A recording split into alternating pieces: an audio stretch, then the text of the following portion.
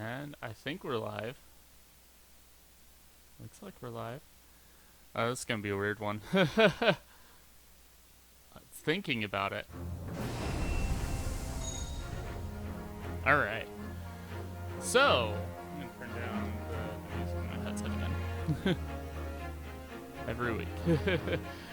We are live. So, this is the Great Ace Attorney Chronicles. This is a fun game. Oh, the music. The music's so good. So, we're just gonna play through this, and it's gonna be enjoyable. I think it's gonna be a weird one because it's all text-based, pretty much. We'll get there. So, I'm gonna be trying to do voices for all the characters, and so we'll see how all that goes.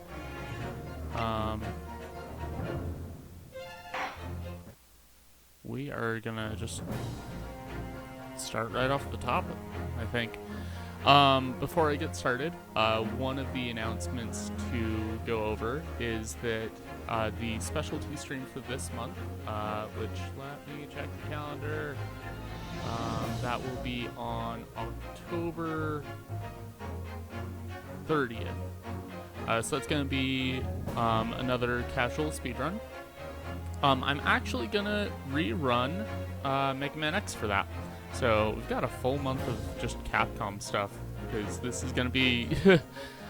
I feel like this is going to be kind of a longer series, and then we've got that is going to be a thing too.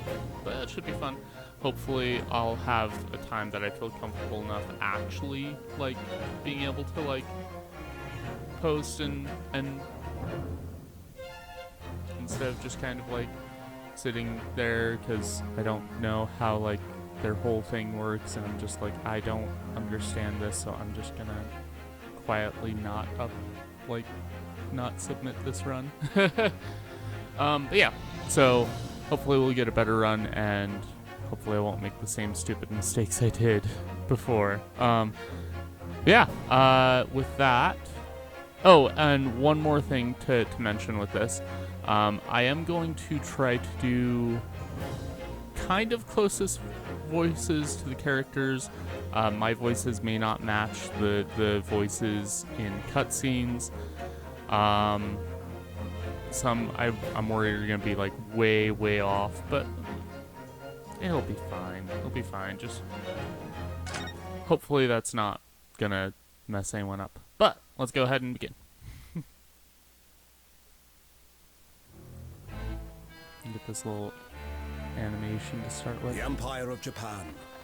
After opening its doors, a push for cultural transformation brought great waves of Western influence to this far eastern island nation.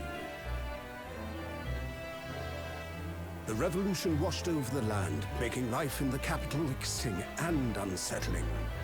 It was a period of great change, and some was swept away by the tide.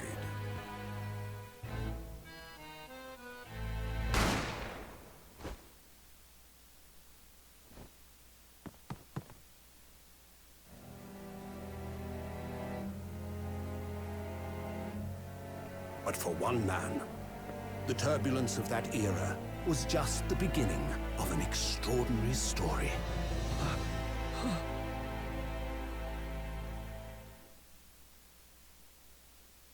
And so it begins. The adventure of the Great Departure. And I'm gonna try to do English, like, an English accent for, like, most of this. Hopefully that doesn't come across as terrible, but we'll see. So,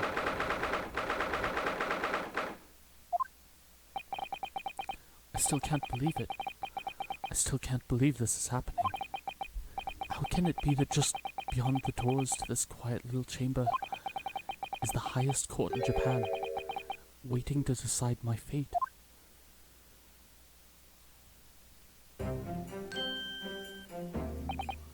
What? Oh, no, nothing. Save your glares, murderer. sorry. My name is Ryunosuke Naruhodo. I'm a second-year student at the Imperial Yumai University. 3 days ago, I somehow found myself in the middle of a horrifying incident. And now, here I am, awaiting my trial. That's enough. He's not obliged to listen to such abuse, officer. And who are you? I'm this man's lawyer. I'll be defending him today. Lawyer? Yes. And until the judge has given his verdict on the case, no one has the right to treat him as a criminal, so you will hold your tongue. Technicalities. Look at you, you haven't even graduated yet. And yet, I still seem to know better than you how a court officer should behave. Right, Ryunosuke? Oh, yes, of course. Sorry.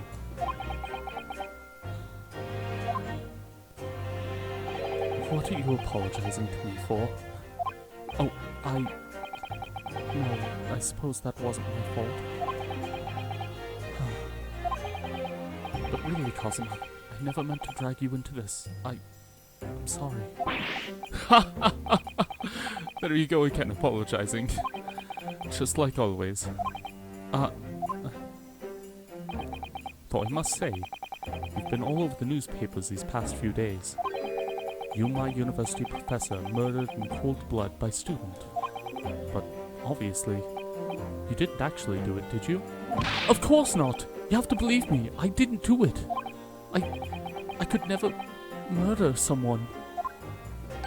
Then there's nothing to worry about. Straighten yourself up, hold your head high. Amy, I believe you. I know you're innocent, Ryunosuke. Kazuma Asogi, my best friend, also in his second year at Yumai University. But he's far more clever than I, a star student in fact.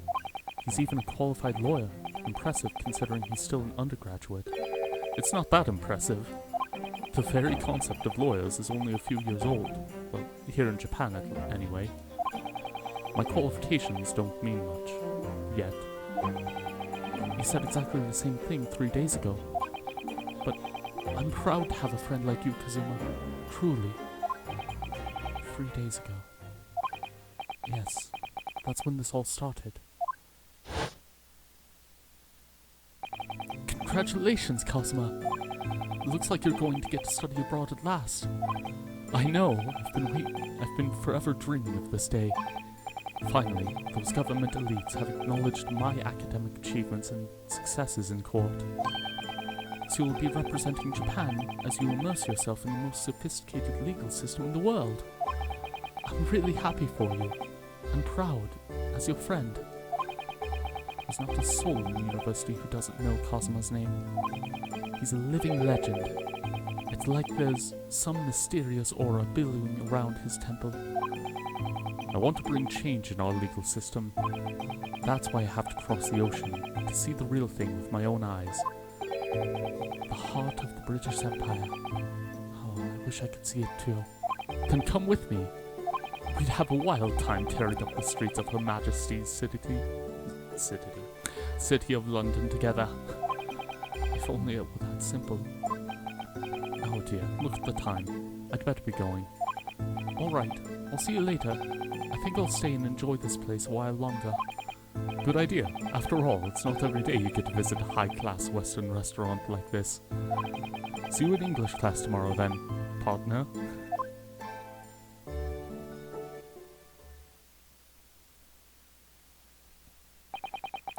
It was straight after that. That's when it happened.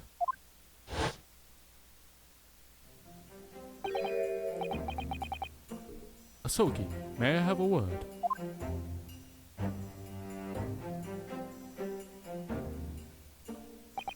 Professor, I didn't know you were coming.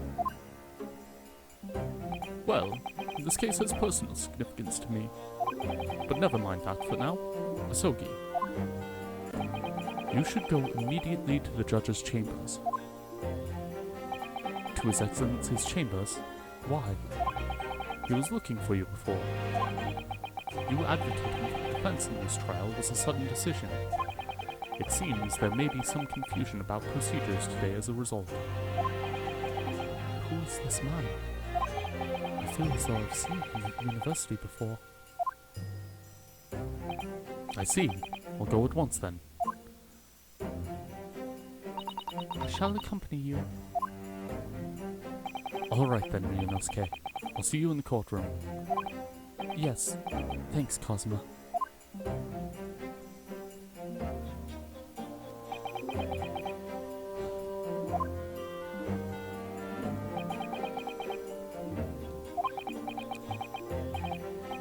This is awkward.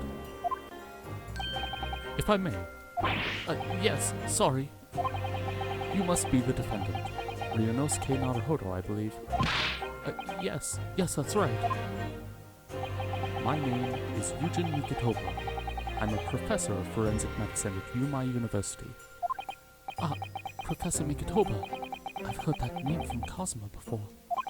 As I recall, he's been pushing to get the government to agree to Cosmo studying abroad. Sogi has told me about you. You and he are best friends, I understand. As such, I feel you should know. Know what? Well, as you've no doubt heard, Sogi has been granted permission to go and study in Great Britain. However, if he should fail to defend you in today's trial, I'm afraid that permission will be revoked, never granted again. What? As I suspected. You were unaware of this. I had a feeling Asogi may have chosen not to tell you. He's agreed to defend me, knowing that if he fails, his dreams will be shattered? But I don't understand. Why would the government do such a thing? The administration has chosen from a large number of applicants for overseas studies. It's very difficult to persuade them to grant permission, even in the most favorable of circumstances. I don't believe it. But I didn't do it. I swear. I'm not a murderer. I'm sure that's true. Nevertheless, I can assure you that proving your innocence will be no easy task. You see, there are certain peculiarities about today's trial. Sorry, what do you mean? You'll soon understand once proceedings get underway. But then what should I do? Well, naturally, I'm not going to suggest doing anything that could lead to a conviction. Right, so as soon as the trial starts, the judge will pose a certain question to the defense. When that happens, you must answer before anyone else. You must say, I do. I do. But what will the question be? Surely not. Do you accept the accusations brought before you? Of course not. Defendant! Court is about to begin. Proceed to the courtroom at once. It would seem our surreptitious discussions are to be cut short. So allow me to summarize. Kazuma Asogi must not be the defense lawyer in this trial. Of course, as the defendant, the final decision is yours. What are you waiting for? Do you want to be found guilty for failing to appear? Get moving! There's no point in anyone advocating for the likes of you anyway. This is it. If this trial goes badly, Cosmo's dreams of studying abroad are over. And what's more, I'll be found guilty of murder. And so, with absolutely no idea of what lay ahead, I embarked on that unforgettable trial. My one and only chance of proving my innocence, the trial that would decide my destiny.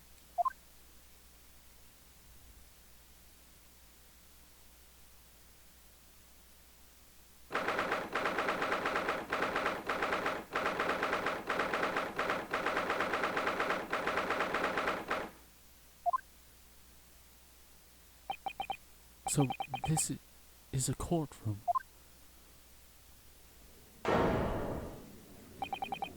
The Supreme Court of that word trips me up every time. It's judicature. Okay. The Supreme Court of Judicature. No court in the land has more power.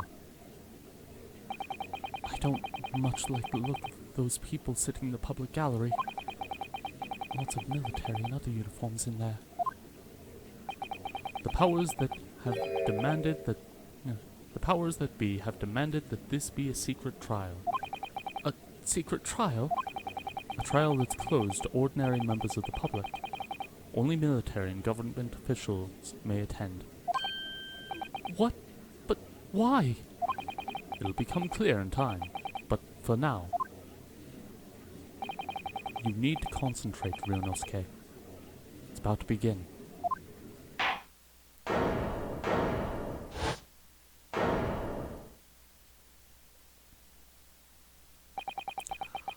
The court will now hear the trial of Ryunosuke Naruhodo. The prosecution is ready, Your Excellency. As is the defense. Before we begin, there is one point of order I would like to confirm. Yesterday evening, the defense made a last-minute request for a change of advocate. That's correct, Your Excellency. I made the request myself. Normal procedure is for the defendant's advocacy to be decided 2 days prior to trial. As this is an unusual circumstance, I am obliged to ask for final confirmation now. Who advocates for the defendant in this trial? This is it. This must be the question.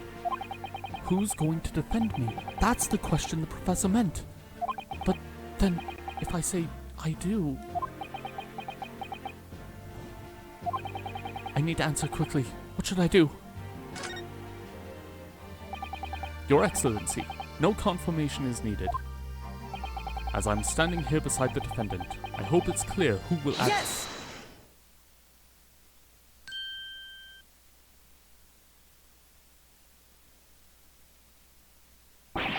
What is the meaning of this unruly outburst? I would like to inform the court that Ryunosuke Naruhodo, will be defending myself. You'll be... What? What are you playing at, Ryunosuke? Professor Mikotoba told me everything, just now before the trial. He did what? He said that your dreams of studying abroad would be dashed if you were to lose. How sad. It means you don't have faith in me. You think I won't be able to get you off. No, it's not that, really. It's just that, well, on the off chance that things don't go well for me, I couldn't bear to be the reason that you... Yes, I knew that's how you would feel, which is exactly why I decided not to tell you. Professor Mikotoba shouldn't have stuck his nose in. Very well. The court hereby recognizes the defendant's desire to advocate for himself in today's trial. Well, well. Does the accused admit defeat already? Renouncing his own counsel, really? Objection! Make no mistake, counsel. This merely shows that the defendant's innocence is so apparent, he's confident he can speak for himself. Isn't that so, Naruhodo-san? Oh, yes, exactly. Exactly what I wasn't thinking. I'm not confident at all. In fact, my mind's a complete blank. I realize you're in charge now, but still, try not to look so bewildered. Well, for a mere university student to be brought here before the Supreme Court, you must have perpetrated a most heinous crime indeed. As you are no doubt aware, this is the Supreme Court of Judicature of Japan. Accordingly, the very highest standards of conduct are expected of all present. Do I make myself clear, defendant Naruhodo? Yes, Your Excellency. It is therefore my duty to assess your competence for the task you have undertaken. My competence? What does that mean? He's questioning your ability to do the job. Well, he can't be questioning it more than I am. So, let's start with the very simplest of questions. Yes. Kindly state before the court the name of the victim in this case. Well, that's easy enough. I've heard his name more times than I'd care to remember. But... wait. Oh, I'm so nervous I can't even remember that. What was it again? Ryunosuke. Let me guess. Your mind's gone blank. You know me so well. All the relevant information for this case can be found in the court record. But I can't even find that. It's simple. You can access the court record here. If you ever find you've forgotten something, just consult that. It's all in there. I just have to open the court record? Alright. There's no time to lose. This is the list of evidence you've collected. Now switch to the people. You'll find the details about the victim in here. When you're done, just press B to go back.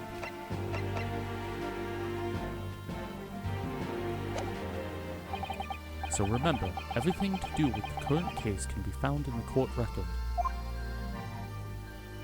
Now, you'd better not keep His Excellency waiting any longer. Go on. Find the victim in the people section of the court record, and then present it. Yes! The victim's name was Dr. John H. Wilson. Well, at least you can remember the name of an esteemed member of your own university. Dr. Wilson was a visiting professor from England, invited to Yuma University 3 years ago. Indeed, which is the reason why this case has such profound implications. The British Empire is at present our country's most valuable foreign ally. And most of you will be aware we have just signed a new treaty together after lengthy negotiations. There can't be anyone who hasn't heard of the Anglo-Japanese Treaty of Friendship and Navigation.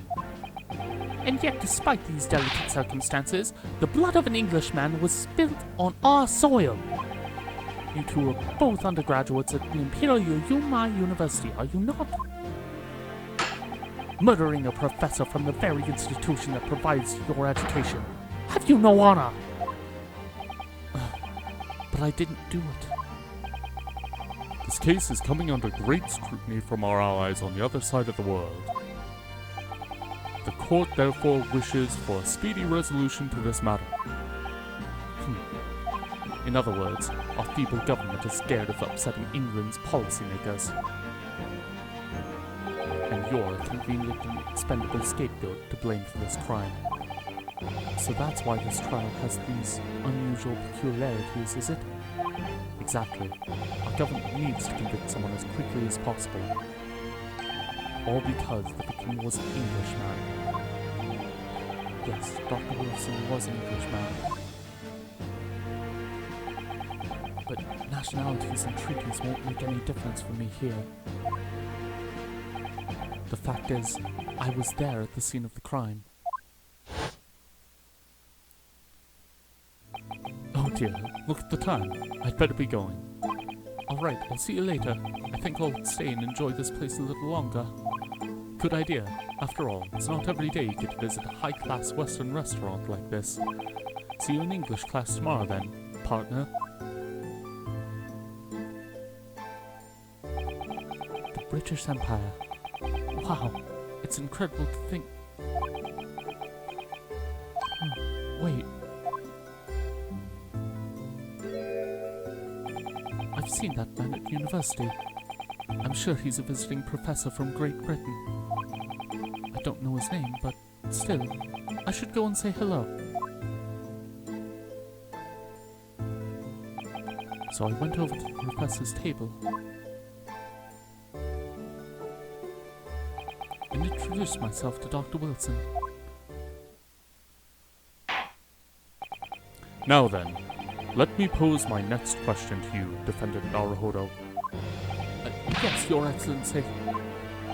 How did this professor of medicine, Dr. John H. Wilson, lose his life? State before the court the cause of death. Cause of death? Well, obviously that was Ryunosuke. Remember that in court, every assertion must be backed up by evidence. By evidence? But how? Find the piece of evidence that shows the professor's cause of death and present it. Do it now. Yes! Oh, well, according to this document, the victim suffered a hemorrhagic death due to gunshot trauma. Learn to read, you imbecile! That's the post-mortem report, I take it. Sorry, yes, that's right. The post-mortem report. In the West, a doctor dissects corpses to identify the cause of death in an autopsy. But here in Japan, a police officer merely inspects the body and draws conclusions that way. Oh, I see. As long as I'm not going to be tested on any of this later. This is a so-called photographic print of the scene of the crime. You can clearly discern scorch marks around the bullet hole produced by the powder explosion. In other words, we should assume that the victim was shot at close range. Thank you, counsel. The court will accept this modern scientific evidence into the record. So that's a photographic print. Well, that's something I've never seen before. It's clearly superior to a drawing. The detail's incredible. Very well. I'm satisfied with your answers. Let us start the trial. Certainly, Your Excellency. So, without further ado, in order to better apprise the court with the facts of this case, the prosecution hereby calls its first witness, who was there at the scene of the crime when it happened. This is it then. I think I may have worked out what the professor had in mind. The professor? You mean Dr. Mikotoba? Yes. Clearly you're the defense lawyer today, not me. But that doesn't mean... Well, I can still act as your assistant. Ah, of course. When he was speaking with me before, he simply said, Kazuma Asogi must not be the defense lawyer in this trial. He really has been sticking his oar in, hasn't he? Maybe, but any help you can give me would be greatly appreciated, Kazuma. Well, my first piece of advice is rein in that crazy look of bewilderment and control the cold sweats.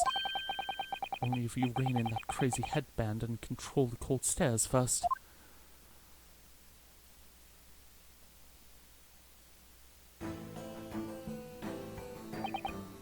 Witness, state your name and occupation for the court, please. Of course.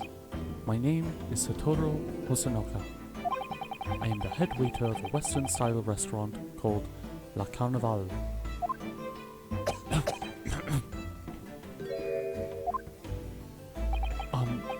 Are you alright? You seem to be coughing up some...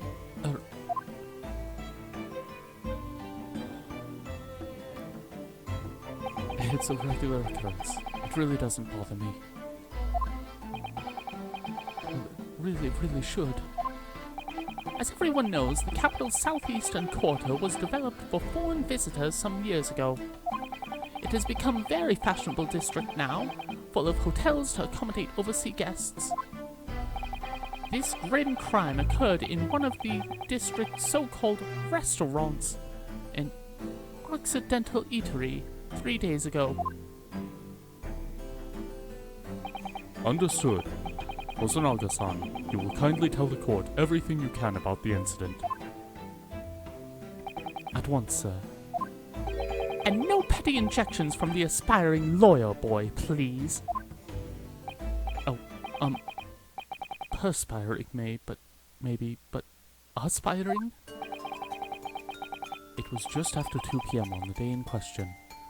We have few diners at that time of day.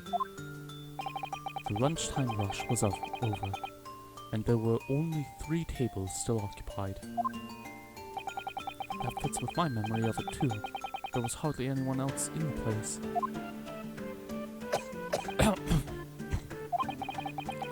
It was when I was in the kitchen, putting away crockery and cutlery.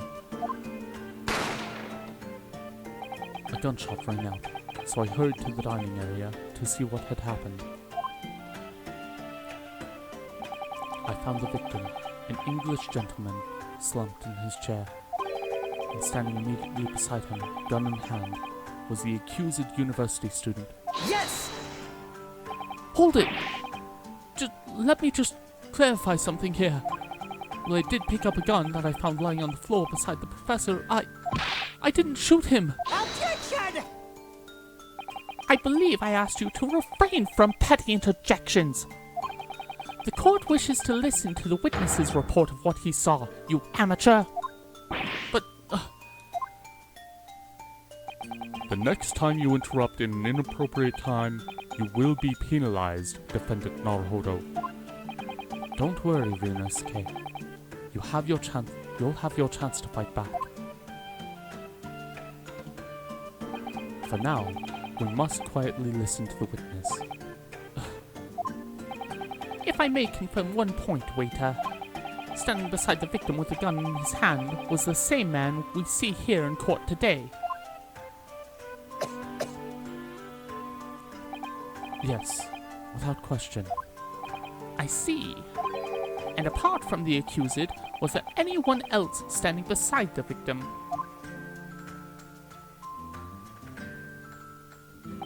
No. There was no one else around the table but the deceased Englishman and the university student. Huh? Wait, what did he just say? There was no one else around that table? What's the matter, Ryunosuke? That's just not right. When I went over to Dr. Wilson to say hello, there was a woman sitting opposite him at his table. Really? And that's not something the waiter could have missed. I've been warned about interjecting, but still, what should I do? Yes! Just a moment, please. Dr. Wilson wasn't alone that day. I'm sure of it. There was a lady sitting with him at the same table. Objection!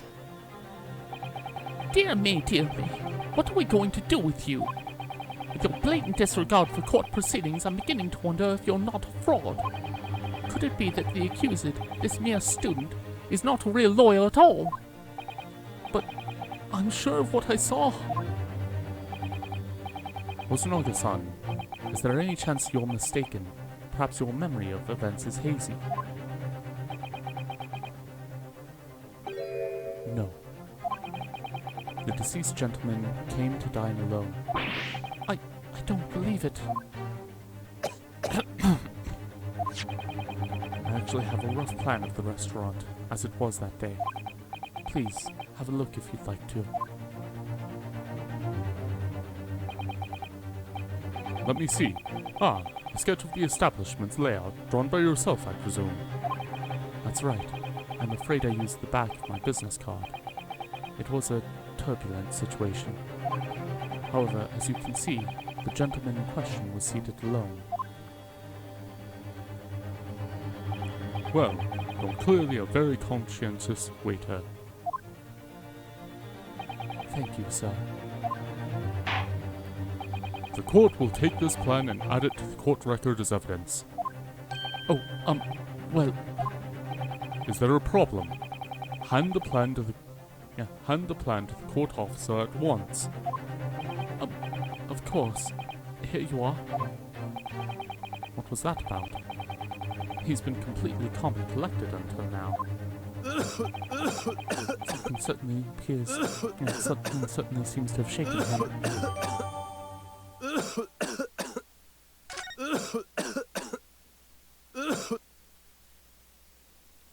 So, the court has now heard a precis of the case. Yes. At the moment the gunshot was heard in the restaurant, the only person in close proximity to the victim was the defendant on trial today. It would seem we are looking at a black and white case here. Defendant Naruhodo, Yes, Your Excellency. if you admit your guilt at this stage, the court will be willing to look mercifully upon you. In other words, you may have some small reprieve in terms of your inevitable punishment. I called this waiter as an unsworn witness in order to explain the details of the case to the court. But I must warn the defense, if you are determined to pursue matters further in this trial, the prosecution has decisive evidence from sworn witnesses who were present at the scene of the crime. What do you think I should do, Kazuma? What do you mean? Well, I'm going to be found guilty one way or another, it seems. Wouldn't it be sensible to plead guilty at this stage and hope for a more lenient sentence? Everyone keeps telling me that this trial is unusual, about these peculiarities. You've said it, Professor Mikotoba said it, and so has the judge and the prosecution. I'm scared of what lies ahead if I push this. As I said from the outset, I believe you're innocent. I trust you. And yet, despite knowing that, you're willing now to throw that trust back in my face? Is that it? What? If the accused is in fact innocent, then the defense lawyer is duty-bound to prove that innocence by whatever means necessary. Are you just going to abandon that duty? Are you going to give up on yourself? The battle hasn't even begun yet, Ryunosuke. The defense pleads not guilty, Your Excellency. We invite the prosecution to stop making empty threats and bring out its witnesses. Then we'll see just how decisive this evidence really is.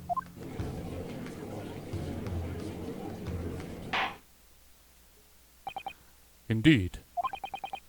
Prosecutor Auchi, please continue with the proceedings.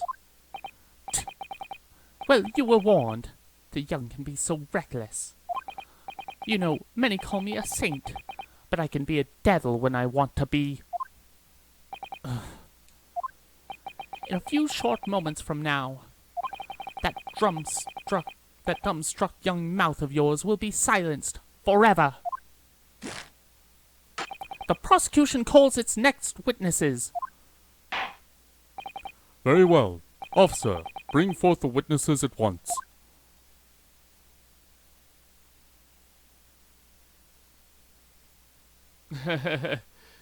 Yep. Welcome to the way that these games always go. Witnesses, kindly state your names and occupations for the court. Yes, sir. The Great Nippon Imperial Army Sergeant, Yasunoza, reporting for duty, sir. myself, I find employ as a purveyor of fine articles of antiquity from the efflorescence of our nation, Nippon, and conduct my trade from Rasutai, humble premises in the 2nd District, Kyoryo Korukuta, at your service. An antique dealer and a soldier. What an unusual pairing. both of these gentlemen were present at the restaurant on that day in question. They must be diners at the other table that waiter... They must be the diners at the other table that waiter mentioned. Myself, I habitually take tea of the most exquisite aroma at the establishment in question, always past noon, and not infrequently converse with interested parties regarding the curios with which I make my business. I can't understand a word that old man is saying. He's an antique dealer, and it sounds like he's a regular at La Carnival. He seeks out potential customers who may have an interest in antiques and tries to sell his wares to them. He obviously targets La Carnival because it's a high-class restaurant with rich clientele. Right, I see. Although, to be honest, that sergeant looks more like he'd be a seller rather than a buyer. Now, you both witnessed the precise moment of this most atrocious incident. Is that correct? Affirmative. The enemy unit was seen attacking the foreigner in what can only be described as an act of war, sir. It was that black uniformed rogue infantryman over there who unloaded his firearm, sir. This man's as impossible to understand as the other. But I'm almost sure I heard a strange noise during that last thing he said. So this is the decisive evidence the prosecution was threatening. Let's see here. No. Oh, I didn't know that you spent time as a lawyer. Yeah, Kazuma is by far one of the coolest characters in this whole game. I love the juxtaposition of Naruhodo, who is just kind of thrown into this and has no clue what he's doing and is just kind of a mess, and then Kazuma, who's calm, confident, and it's interesting, this first trial.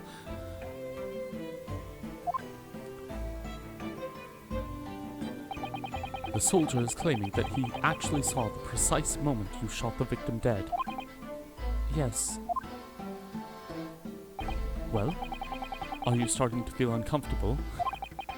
If I'm honest, I was feeling uncomfortable from the start. Now, the court will hear your formal testimony, please. You will state everything you saw at the precise moment that the incident occurred. Sir, yes, sir. Standing by to report, sir. I've heard that before from other people who've worked in law, of that it's just it sounds like a whole lot, so the burnout, I can imagine that would just really happen fast.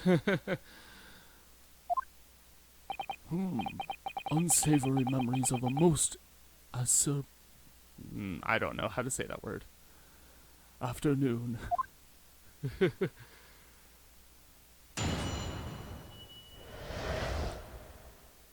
Oh, and here we go. Our first witness statements. I was ingesting a regulation beef steak at the restaurant while having a tactical discussion with the old man.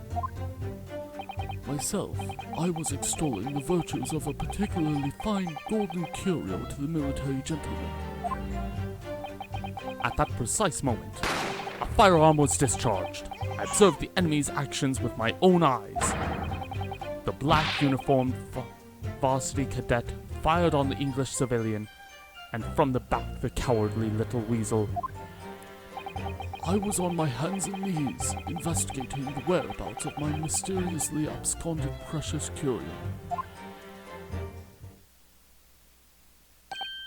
Well, so you, Sergeant Noza, actually witnessed the vital moment. You saw the split second when the defendant fired the weapon at the victim. Yes, sir. Affirmative, sir.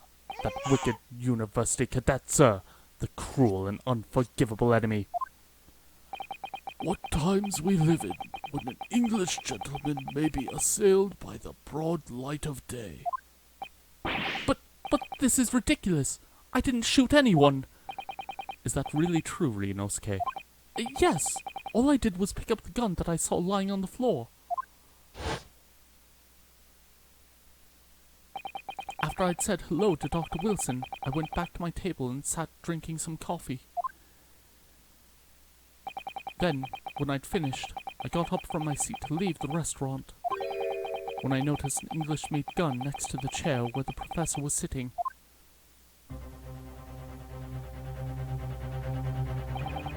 I thought perhaps the professor had dropped it, so I bent down, and just as I was picking it up,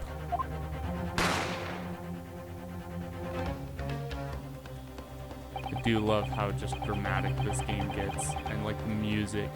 I'm probably gonna go off on the music several times during this playthrough, but oh, well, if that's the truth, there was obviously a criminal on the scene somewhere. And somewhere in these two witnesses' testimonies, there's a clue as to who that criminal was. there is. Ryunosuke, you must exercise your right to cross-examine the witnesses. Cross-examine? Do it now. As we have heard, Your Excellency, there is no room for doubt in the testimony of these witnesses. The defendant is clearly guilty. oh, the music is so good in the series, so good. Oh, there's one song like later on in it's obviously like this is a collection of like 2 games that originally were only released in Japan. Like a good chunk of the way into the second one, it gets to this one track that just feels so good to like just prime everything, and like you start to feel like everything's just coming together, and you have that little thread that you just start pulling on, and oh, it's so good.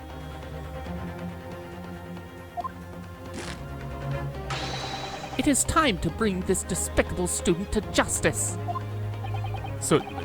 The testimony the court has just heard eliminates any vestige of doubt. Therefore, it is my grave duty to declare the verdict. Yes! I love how awkward he is, like starting out. What in the name of the Emperor is the meaning of this outburst? I mean, the defense demands its right to cross-examination.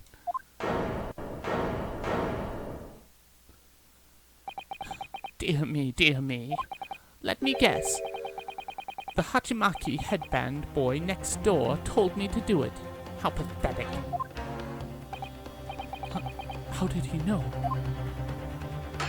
The prosecution objects. This is a clear waste of time. The defendant obviously has no experience. How can he possibly carry out a cross-examination? Objection!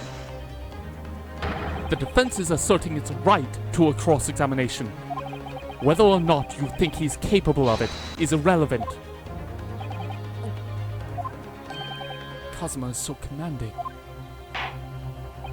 Very well. Let the defense conduct a cross-examination of the witnesses. Alright, this is where the battle really begins, Ryunosuke. But I don't even know what I have to do in the cross-examination. Isn't it obvious? You have to expose the lies in the witnesses' statements. How? You didn't fire the gun, which means that what the soldier said has to be a lie. Well, yes, but Learn how to read you in the soul. Yep. Oh, man, I've been kind of flubbing a little bit here and there, but for the most part, I think I've been doing good with doing the voices here.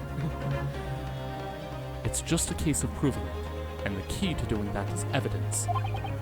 right, evidence. All you need to do is present some decisive and indisputable evidence that proves the witness is lying. Now, let's go, Ryunosuke. Don't let them beat you. The slam on the desk with that just wet slap. All right then. It's all or nothing.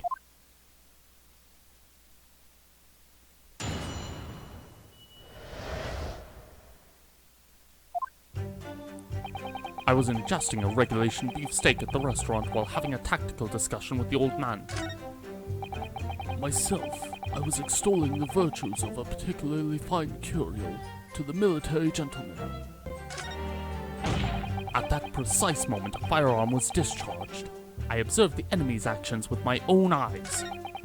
The black uniformed varsity cadet fired on the English civilian, and from the back the cowardly little weasel.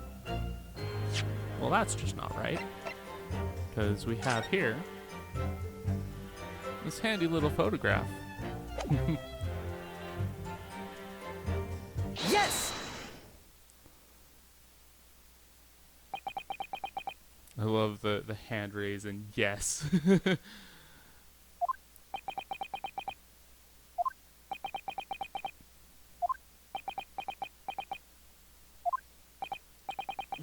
What are you playing at, cadet?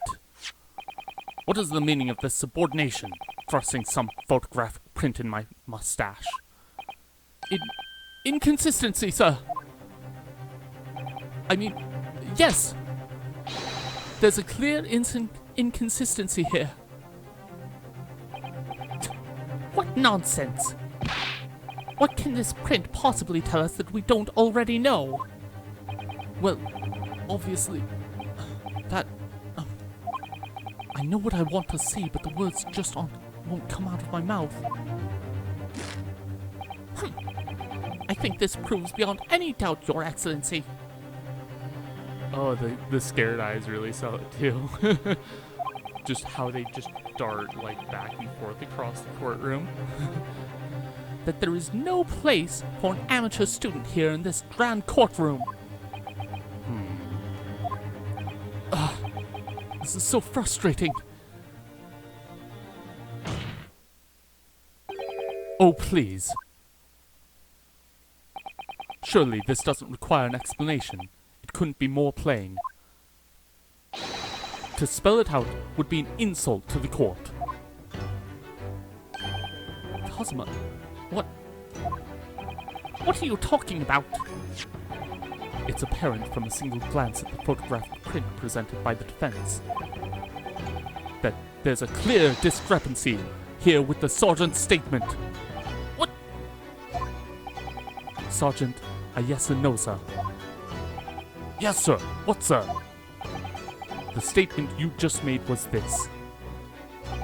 The black uniformed varsity cadet fired on the English civilian, and from the back the cowardly little weasel. Yes, sir. Affirmative, sir. I witnessed the crime with my own military-grade eyes, sir. Yes! But no, that just can't be. Why? And why not, cadet? Because...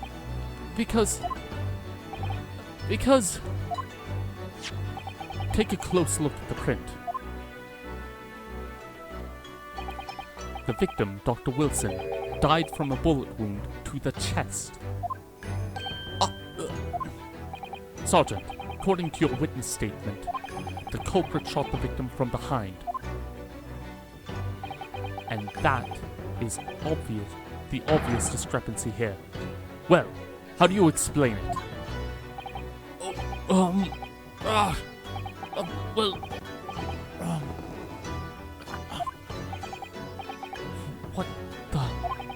What was that? Something just popped up from behind his back, but he pushed it back down again. So for now, yes.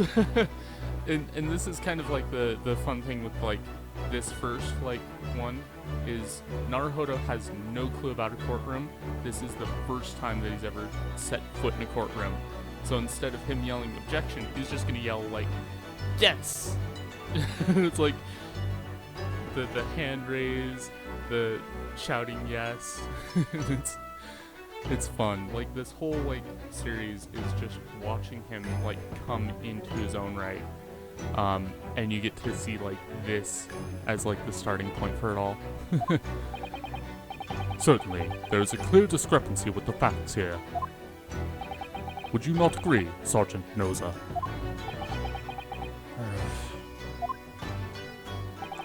Yes, sir. At this juncture, that would appear to be indisputable. Oh, it's so good. If you haven't played this, like, definitely pick it up.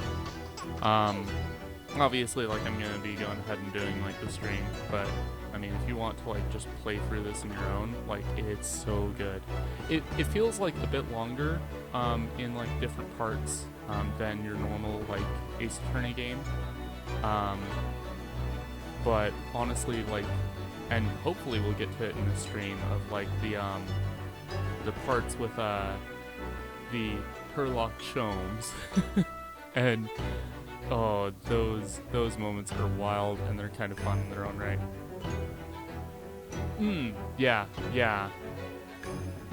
This one is nice. So like, if you've played through it before and you just want to go back and revisit, it's broken it up into like different sections, so you can actually like just restart a chapter from like a like different point, like even within like a certain trial, you can just jump to like a different section after you've beaten it. This one does feel like it takes a lot longer to kind of get through the meat of it, but honestly, like, there's also just a lot to all of this, which is a lot of fun. Anyway, continuing on. Until the moment I heard the firearm discharge, my eyes were firmly fixed on the delicious La Carnival steak.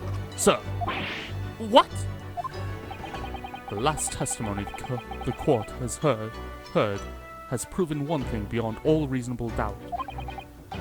The witness, Sergeant Ayesa Noza, did not see the defendant firing the gun at all. Oh, that's absurd. I think the conclusion we must draw is simple.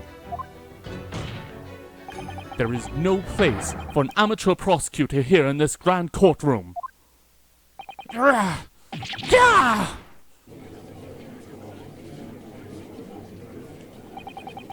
There's been a complete turnabout in the mood of this trial, just from that one discrepancy.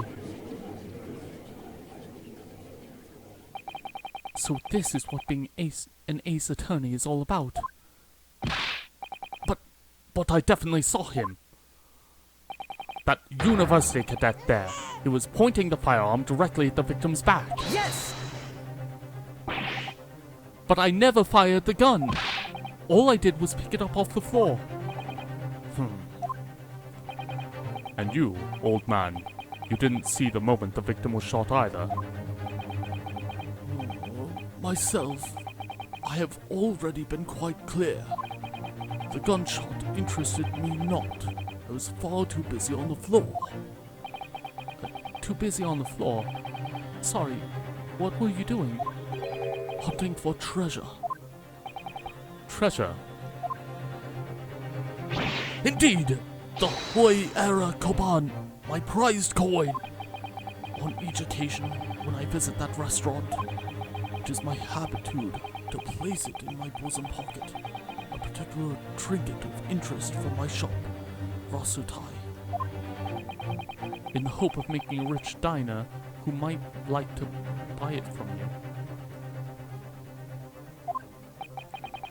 On the day under scrutiny, it was to the military man that I proffered my Hoi treasure, believing that he would purchase such a rare find. I did not, but I was presented with little alternative.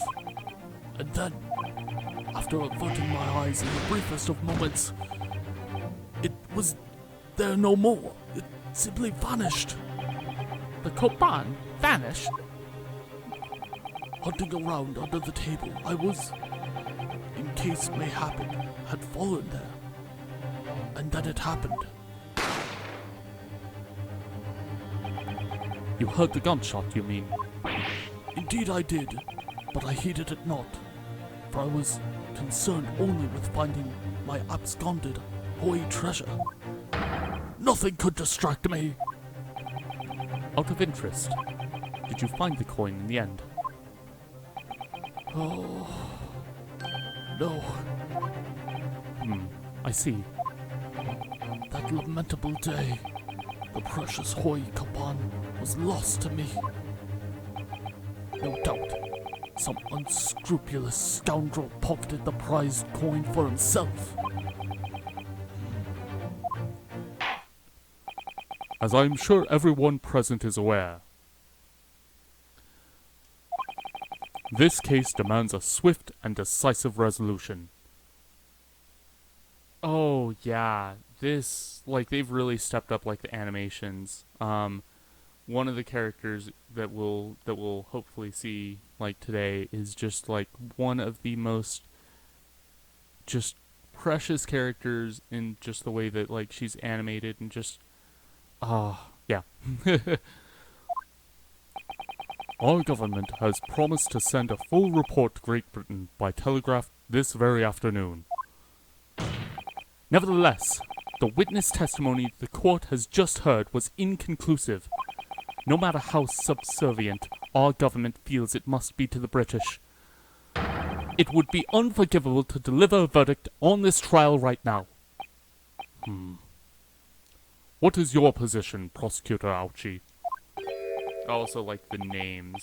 Prosecutor Ouchie. Worry not, Your Excellency. The defendant may have fled a tiger at the front gate, but he will find a wolf at the back. My witnesses have further testimony to make.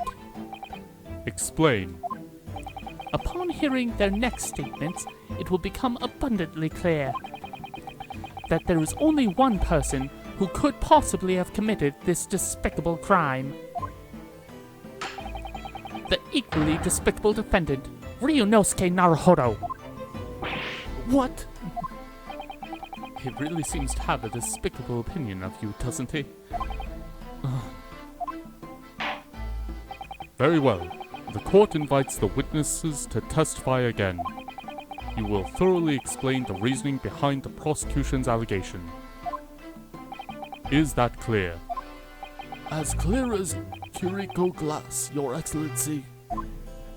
Yes, sir. At once, sir. Awaiting signal to testify, sir.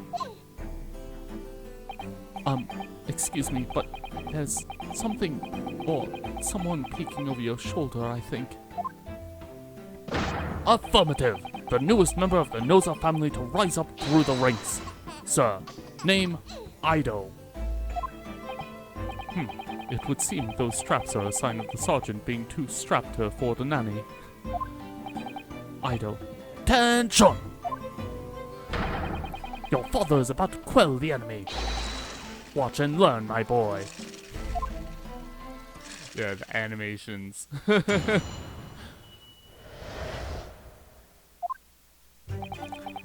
Even if what I saw wasn't the precise moment the firearm was discharged, it's almost the same thing.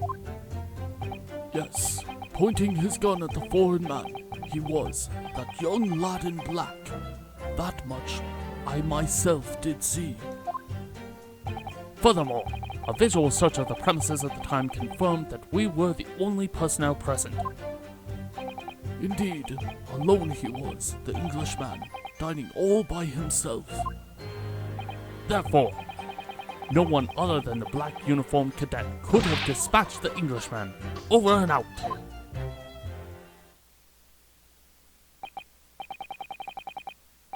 Yes! Oh. I was thinking that I could get away with just kind of like glancing over at chat, and the game was like, no. Hang on. These testimonies are certainly compelling. Wait, that's nonsense. The victim, Dr. Wilson, wasn't alone at all. Please, enough of these outbursts already. But there was a woman. There was a young woman at his table. You must have seen her. Everyone must have seen her. Objection! If you call yourself a lawyer, then you will respect the rules of the court and speak accordingly.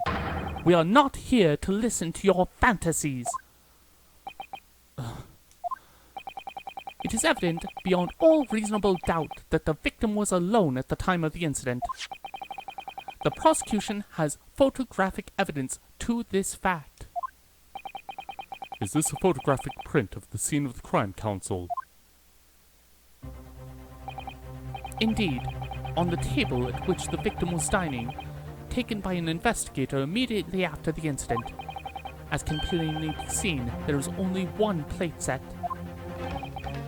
Certainly, based on the appearance of this print, it would be reasonable to conclude that the victim was not in the company of anyone else. Oh, this is kind of like the dramatic, like, kick-up music. You've got the dramatic music, you've got the... I don't know if we've heard, like, the proper objection theme yet or not. I don't know, we'll see. This doesn't make any sense. The court will add this new photographic evidence to the record.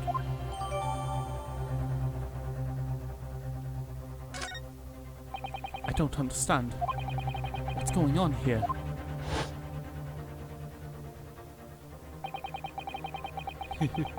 It's just not possible that nobody else saw that woman. The waiter before said the same thing. He maintains that Dr. Wilson came to the restaurant alone as well. But that's not true. I saw her. I swear that I saw a woman with him. It would seem that we'll be able to telegraph this report to Great Britain on time after all. The witness testimonies we have just heard leave no further room for doubt. These are very sensitive political times, as we all know. The ink is still fresh on the treaty with Great Britain. Oh, yeah. Oh, I see what you mean. Like the classic music. So, yeah, they do play off of kind of like the classic theme, like bring their own take into it with a lot of these. Oh, it's so good. Like, for me, like, I love music, and so, like, the percussion, like, when you hear that kick in, it's just right there. So good. To think that I, Takatsuchi Auchi, will have contributed to the amity of these two great empires is an honor.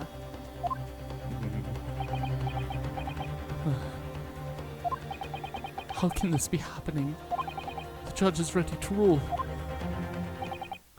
Stand tall, Ryunosuke. It's not over yet. What? If what you say is true, then there's something going on here behind the scenes. And now is your chance to expose it, to draw out the truth in your cross-examination. I don't know, Kazuma. The defense is entitled to cross-examine the witnesses, but make it quick. Understood? Rules can be so unbending at times.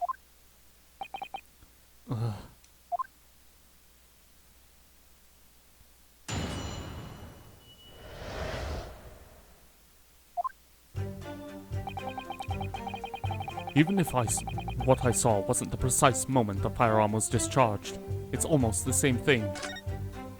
Yes, pointing his gun at the foreign man. He was that young lad in black. That much I myself did see. Furthermore, a visual search of the premises at the time confirmed that we were the only personnel present. Yes! Press that one. I can't remember, like, the way I'm supposed to go. So, we'll kind of figure this out as we go. You must have noticed someone else at Dr. Wilson's table. There was a lady there. Objection! As you have been at pains to point out time and time again, I feel I'm growing a callus in my ear. And yet, no one else appears to have caught even a glimpse of this woman. If only there'd been more people dining there at the time, then someone else would have noticed her. Unfortunately, it was already past 2 p.m. when it happened. A quiet time between lunch and dinner in any restaurant. I know, of course the place was almost empty. It's what you'd expect. Certainly, 2 p.m. is neither here nor there in terms of a time to eat. I wonder if there was a reason why the victim was eating at that time of day, and why he was alone. Yes, Your Excellency, there was indeed a reason. There was. This was found in the victim's jacket pocket. What is that, Counsel? It is a medical report card, Your Excellency. It would seem that the victim had an appointment at a clinic prior to visiting the restaurant. Hotel Clinic. Yes, there would indeed appear to be an entry for the date in question. 19th November, noon to past 1 p.m. The very day of the incident. So the victim went for a late lunch following his appointment. The explanation couldn't be more simple. The prosecution felt no need to submit this evidence before, as it really has no bearing on the case. I wonder, what do you think, Ryunosuke? Well, it is hard to see how it could be related, really. Remember, you can request for it to be entered into the court record as evidence if you think it could be useful. Should I ask for Dr. Wilson's medical report card to be submitted as evidence or not? Yeah. Yes!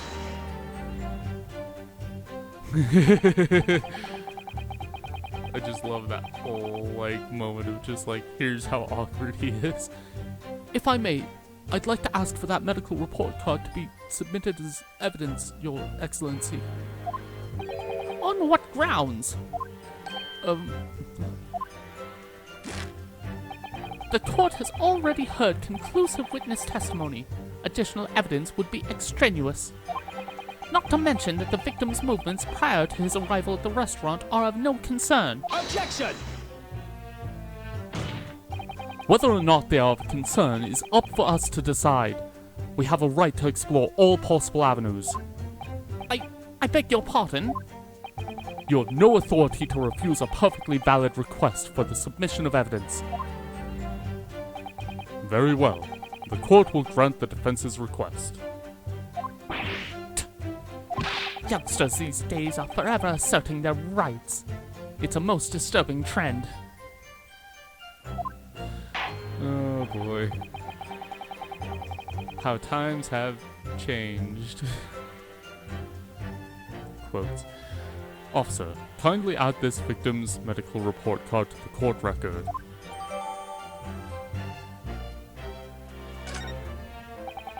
What we need right now is new clues. We have to explore things from every possible angle, even if they don't seem relevant at first. Right, I hear you.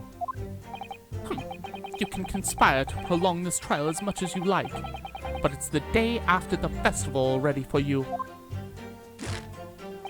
Or perhaps you'd forgotten that these witness testimonies leave no room for doubt. Feel free to reiterate for the accused. Korakuta-san. Indeed, alone he was, the Englishman, dining all by himself. Okay. So, we're gonna check the court record here, because now that we have this... Oh, is it not gonna let me... Okay. I don't think we're quite at the point where it's gonna let me, look at stuff, so I might have to just, proceed to the end, and then I can inspect stuff better.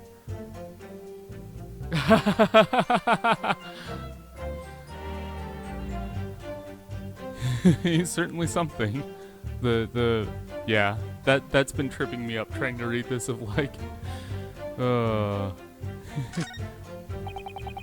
Therefore, no one other than the black uniformed cadet could have dispatched the Englishman. Over and out. Excellent work, Ryunosuke. We've gleaned some new information now. Well, yes, but I don't feel like it changes much. I can't see that it brings any real discrepancies to light. I wouldn't be so sure. Let me see that medical report card you got before. Oh, you mean this? Yes, this is a brand new piece of evidence. So perhaps we should examine it in a little more detail. How exactly?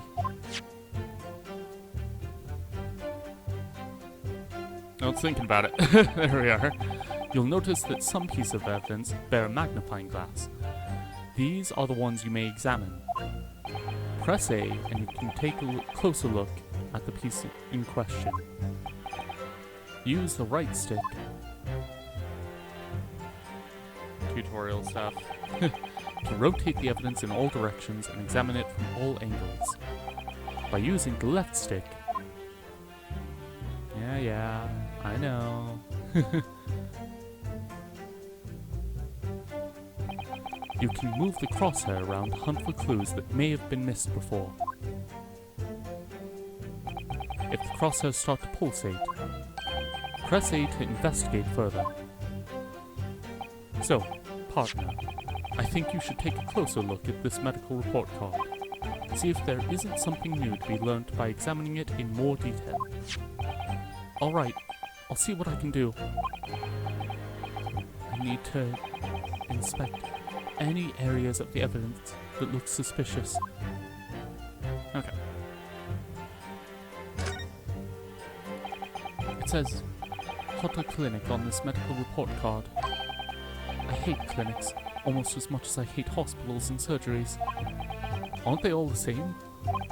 When I was 5, I caught the only cold I ever had in my life. And I remember, even though I felt awful already, I had to have this hideous injection in my right arm. Ugh. I'll never forget it. Never in my whole life. Most people would give their right arm to have only had one cold in their whole life. Anyway, I don't think this is a clinic where they treat people for illnesses like that. Let's keep looking for clues. We don't want to miss anything.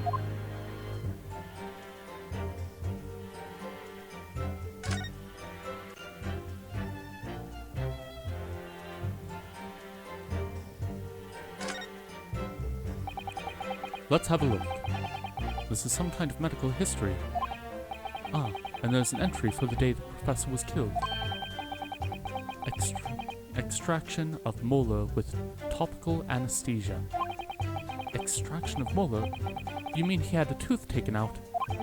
It would seem so.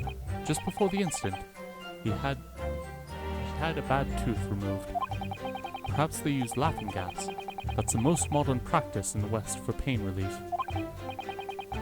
Oh, well, thanks for joining the stream. And I hope you have a good one. So, I will be streaming this again next week as well. So we'll be able to continue on. And like I said, this is a great game. So if you can find the time to like be able to play through it, which is I think the biggest factor, like I think you'll enjoy this one. So the animations are really good, and it really kind of like plays a little differently in how your normal Ace Attorney games go, especially when we get to the the Herlock Sholmes parts, which are oh so good.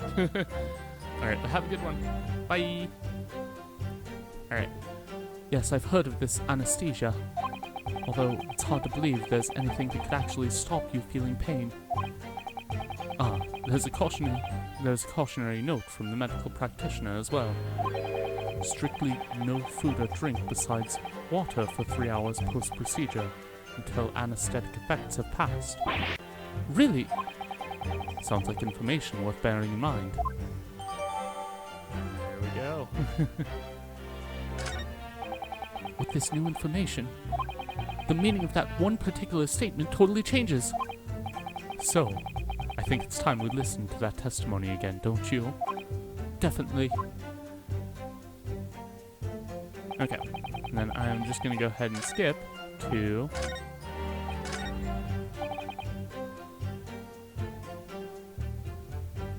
I think it's going to be this one. So that doesn't quite add up. Yes! There we are. I love that you can always tell, like, if you've got it right by whether or not the music cuts out. Well, I think, about what are you wittering, lad? Call yourself a lawyer? I wish I could, but first and foremost here, I'm the accused. Ryunosuke. Everyone stumbles on their words occasionally. Under the circumstances, I wouldn't worry about it. Thanks, Cosima. I could see it quite clearly in that cross-examination you just carried out. When you raised your hand straight up like that, so purposefully, you knew exactly what it was you wanted to say. Don't feel like you have to choose your words carefully. Just say what you're thinking. All right. And thanks for the advice.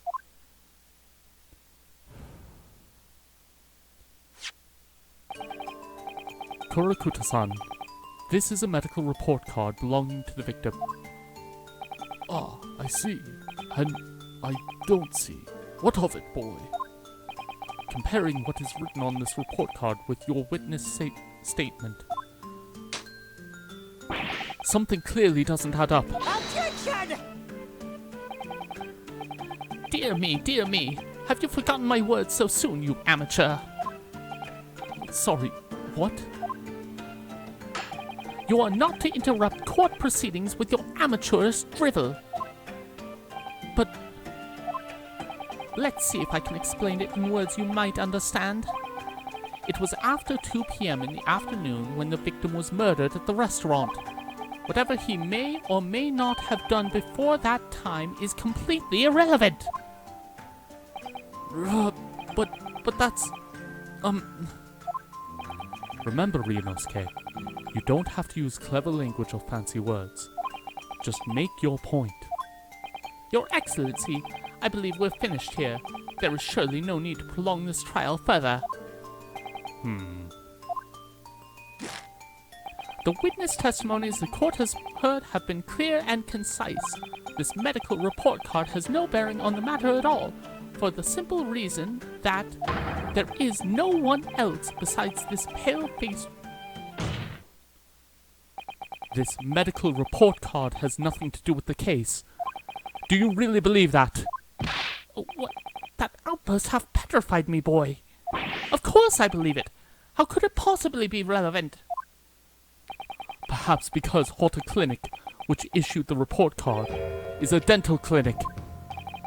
A dental clinic? Is that supposed to mean something to me? Perhaps if I told you that the victim had just had a tooth extracted. What's this now? And furthermore, if I told you that as a result the victim had been forbidden from eating. Just what are you trying to say, Cadet? He had orders not to eat. So what? It's all written up here. No food or drink other than water for 3 hours post-procedure, while anesthesia wears off. What? No, that can't... Kurakuta-san, What, boy? What?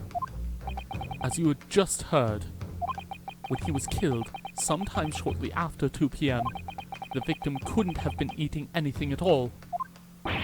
No. Additionally, There's more? you have assured the court with unwavering self-confidence that the victim was dining alone. But that cannot possibly be the case.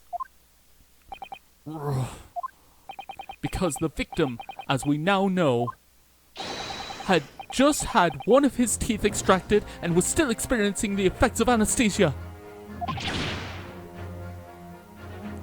Expertly done, partner. Oh, and here we go. Objection! What is all this nonsense? You little upstart. Oh, these are baseless accusations. Just look at the photographic evidence. You can clearly see the plate of food on the victim's table. Objection!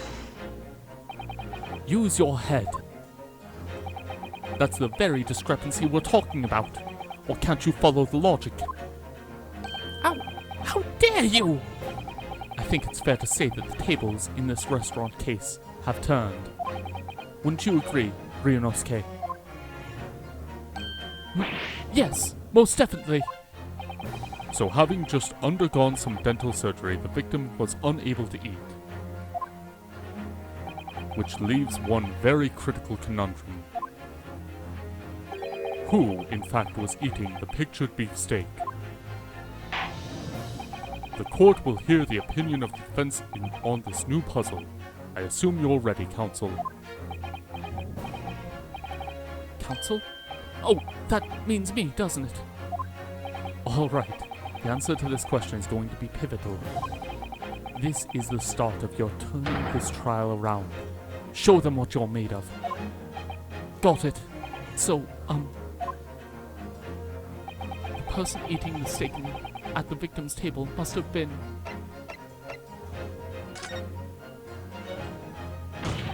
Obviously! It can only have been someone else who was sitting at the professor's table. Objection! You will not let go of this, will you? There was no such person. Yes! There was, because I saw her! When the incident occurred, we know that the victim couldn't have been eating anything. Yet, we have evidence of a half-eaten steak on his table. Therefore, the only logical conclusion is that there was somebody else eating it. We have strong evidence to support our assertion. It's clear that these witness testimonies are unreliable. If the court decides to push through a ruling at this stage, we will lodge a formal complaint with the Ministry of Justice and pursue a fair retrial, relentlessly. Kazuma. Are you insane? You would take on the government. Don't worry, counsel. I have no issue with you. What do you mean? I have an issue with them. Those two witnesses in the stand. What are you talking about? We have demonstrated with evidence that the victim was not alone. So, it now turns out that the two of you deliberately lied when giving your testimonies. Obviously, you will be charged with perjury. Perjury? And since this is a murder trial, you will also be deemed complicit in the killing. Complicit in murder? No! I love this. Hold it. Negative. There was no mention of this at the tactical meeting. I was just following orders. That's right, as the man says. Just say you never saw the gentlewoman. That's what they told us. Oh. What? What did you just say, Toriko-san?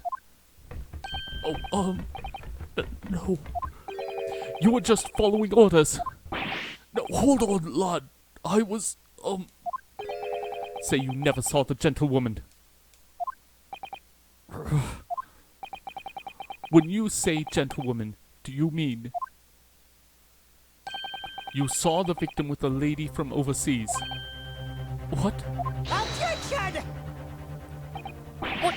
What is the meaning of all this? These witnesses gave false statements. Is this true, you pair?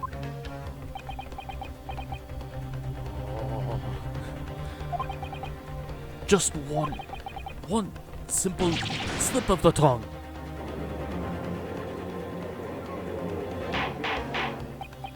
Order!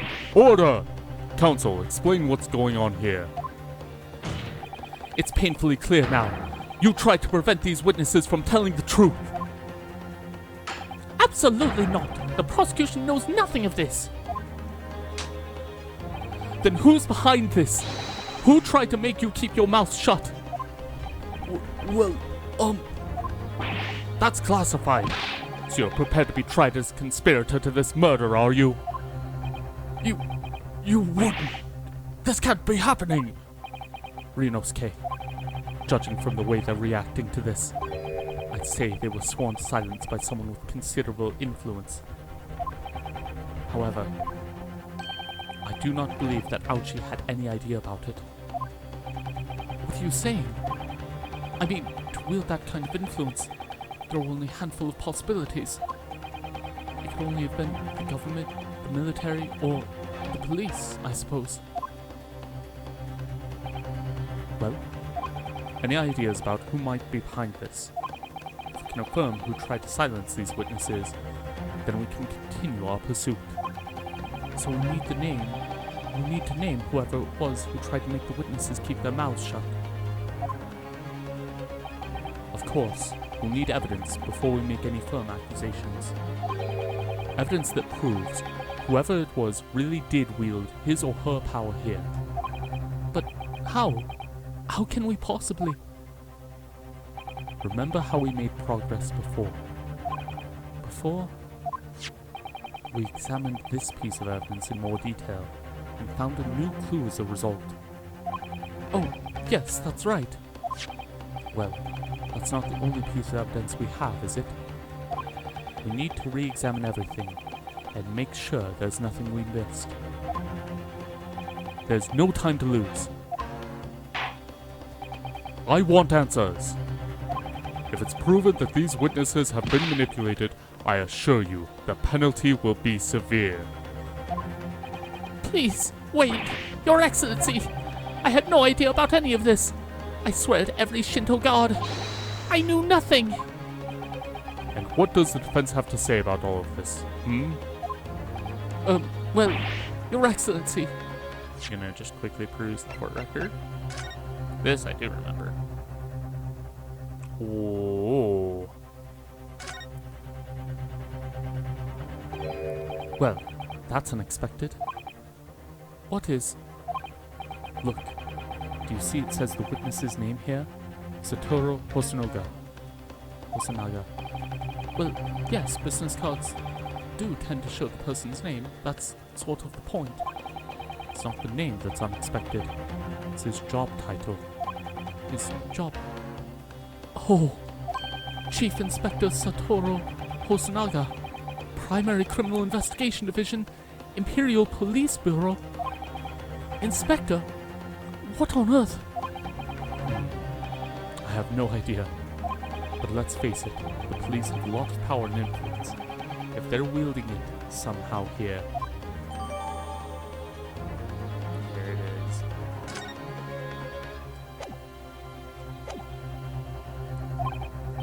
No time to think.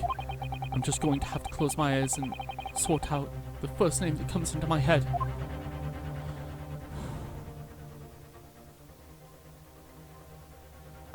Besides the prosecution, the only person with the necessary influence to manipulate the witnesses is... Yes! Well, surely that would be... Satoru Hosonaga-san. Hosonaga-san? The waiter who took the stand earlier? Objection! Poppycock! What possible reason would the waiter have to make these witnesses give false testimony? Not to mention the fact that even a head waiter could not have possibly have that level of influence. For once, I would agree with you. If, that is, the man truly were a waiter. What? If he truly were... Come on, Ryunosuke. Time to hit this court with the truth. The truth about Satoru Hosonaga-san's real identity, as proven by this evidence. Yes! The plan of the restaurant sketched by the man in question. I agree it shows a great deal of attention to detail, but I'm not sure we can conclude anything. Sorry, Your Excellency. That's the back of the card. It's the back of the card that's of interest. I beg your pardon? Or, perhaps I should have said the front. I love that. Yes, it's the front of the back of the card. That's where the telling detail is.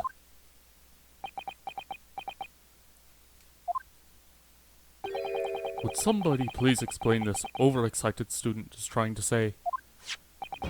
Hosonaga-san sketched the plan of the restaurant on the reverse side of his business card. The front of that business card reveals the man in question's profession, his true profession. The waiter's profession? But that's surely... Good gracious! That's right, Your Excellency. The card reads Chief Inspector, Primary Criminal Investigation Division, Imperial Police Bureau. What? The waiter is a police detective. I haven't heard any mention of this before. Why haven't I heard any mention of this before? The Imperial Police Bureau has immense power, absolute power as far as regular civilians are concerned. So, witnesses, they're in the stand. Was it in fact the waiter who gave you your orders? Was it he who told you not to mention that you'd seen this foreign gentlewoman at the scene? Well...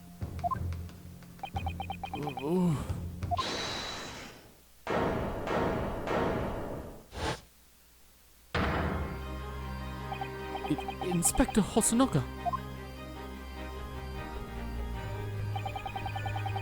I was worried something like this might happen. The moment you asked me to submit my sketch as evidence, I realized it was a possibility. The court will take this plan and add it to the court record as evidence. Well... Is there a problem? Hand the plan to the court officer at once. Of course. Here you are. Yes, I remember now. He did act strangely when the judge asked him to hand over his business card. I strive to carry out all investigations flawlessly. It's my guiding principle. But I let myself be distracted when I made that sketch. It was an unusually careless mistake. So, you mean to say you really are a detective? But why would a detective be working as a restaurant waiter? Of course. Your I was working undercover. I love that. Your salary. Undercover? Yes. There have been a series of incidents at the restaurant recently. In order to investigate, I decided to get a job there as a waiter, working undercover. Incidents at the restaurant? What kind of incidents? That would be classified police information, which I am not at liberty to divulge. However, I can state categorically that they are unrelated to this case of homicide. Very well then, Inspector Hosonaga. But you will elaborate on one point for the court. Of course, Your Excellency. We have just heard new information from the two witnesses beside you. That at the time of the shooting, there was in fact another person present at the victim's table. If that is indeed true, clearly you would have been aware of this person's presence, having served at the table in question. However, your testimony did not allude to this other diner. Therefore, I am led to assume that in your professional capacity as a police officer, you require these witnesses to be in agreement. Would that be correct?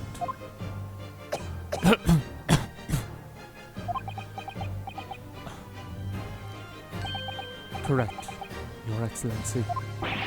Unbelievable! As I suspected.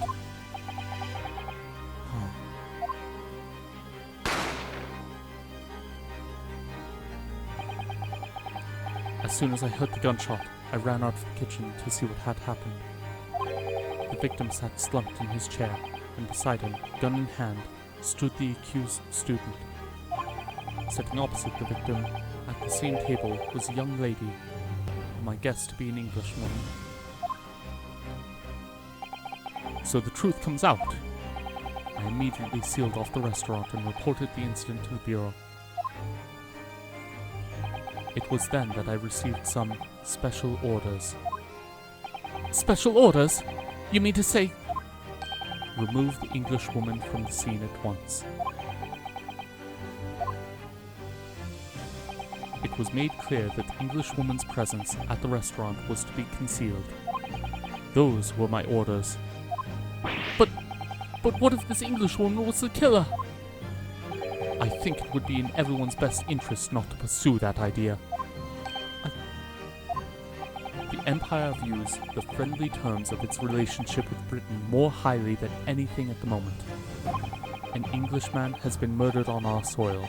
To name an Englishwoman as the primary suspect, well, with irrefutable evidence, that would be completely out of the question. So that's the reason for the disappearance of the Phantom Woman in this case. But it's not right.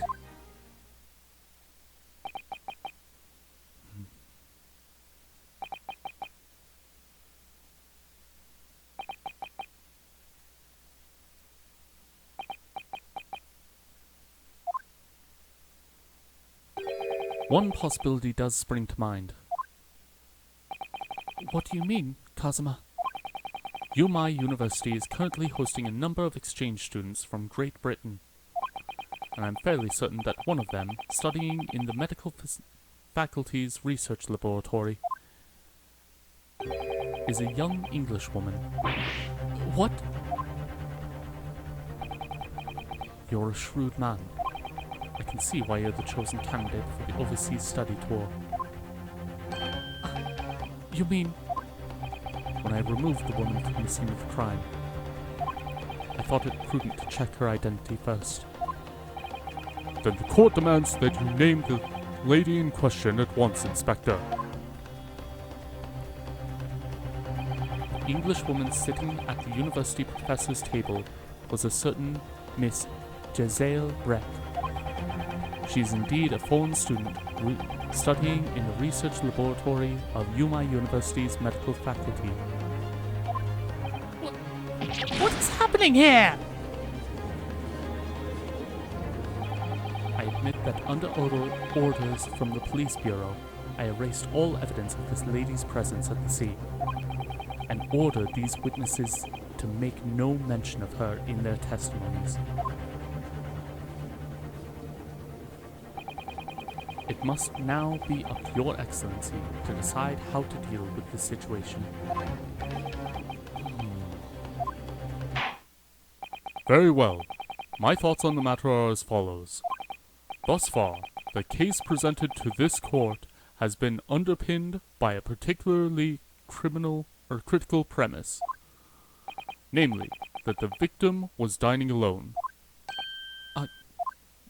However, as we have now discovered that this premise is false, it would be a desecration of our justice system to ignore the truth and give a ruling at this point. Objection!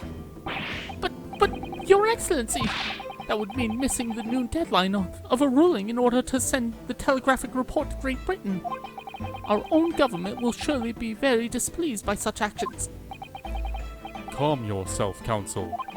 I will not allow the government of our country or any other to influence the proceedings of my courtroom. Inspector Hosonaga. Yes, sir. You will locate this Giselle Brett and escort her to the courtroom with the utmost urgency. At once, Your Excellency. But that means you're going against the special orders you were given from the police bureau. As I said before, it is my guiding principle to carry out all investigations flawlessly. So it won't be a problem.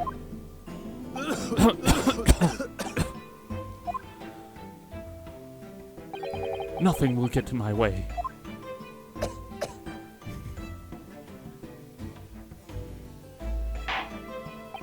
Court will adjourn briefly. The prosecution must call the English student, Giselle Brett, to the witness stand. Do I make myself clear? Yes! Your Excellency! Good. Then we will have a 30-minute recess before reconvening.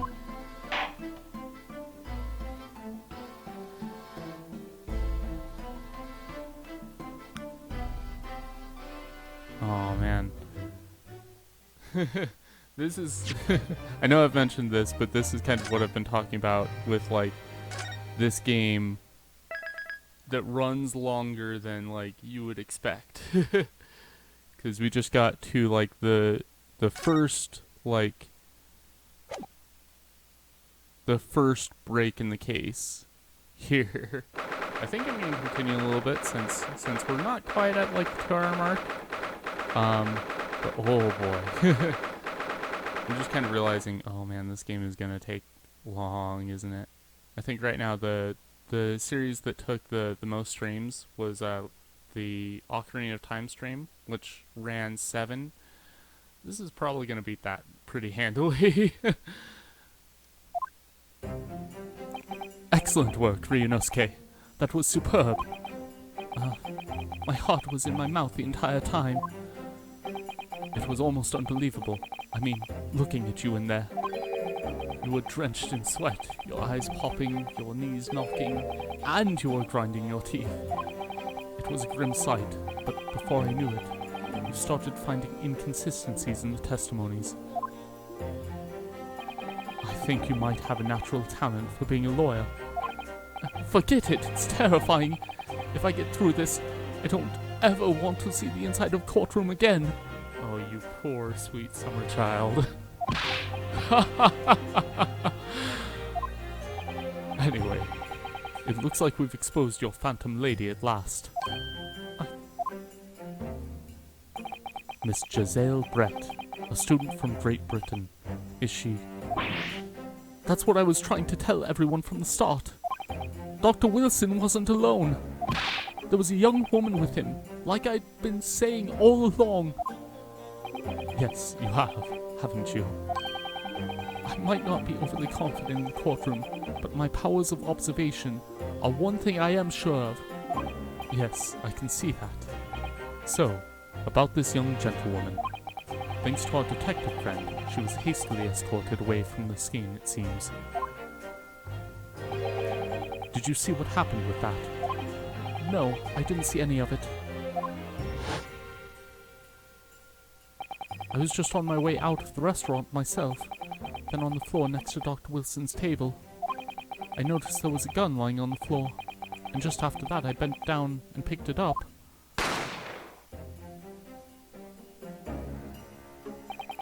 I didn't have time to think about where the sound of the gunshot had come from. The waiter ran over to me, looking as white as a sheet, and he bundled me in some sort of small pantry next to the kitchen. Fast thinking by the detective, he apprehended his suspect without a moment's delay. Yes, and because I was shut in the pantry, I had no idea what happened outside in the dining area. Ah, there you are. Well done, both of you.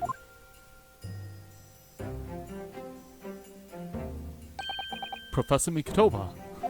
Well, it seems I was right. The pair of you make an outstanding team. You've exceeded my expectations, I have to say. Yes, it seems you planned this from the start. You arranged things so that I wouldn't be able to act as a lawyer in this trial. Our modern country is still in its infancy, our justice system even more so. Which is why I firmly believe that we need to send our brightest young stars overseas to learn all they can. I wanted to avoid a situation that may have resulted in your study tour to Great Britain being cancelled. Well, makes no difference. Lawyer or otherwise, if I'm the kind of man who can't help his best friend avert the worst crisis of his life, I shouldn't waste everyone's time by going to study overseas anyway. What are you saying, Kazuma? So that's your stance. I was afraid you'd feel that way. Kazuma! Well then, it looks like it all comes down to you, young man. To me?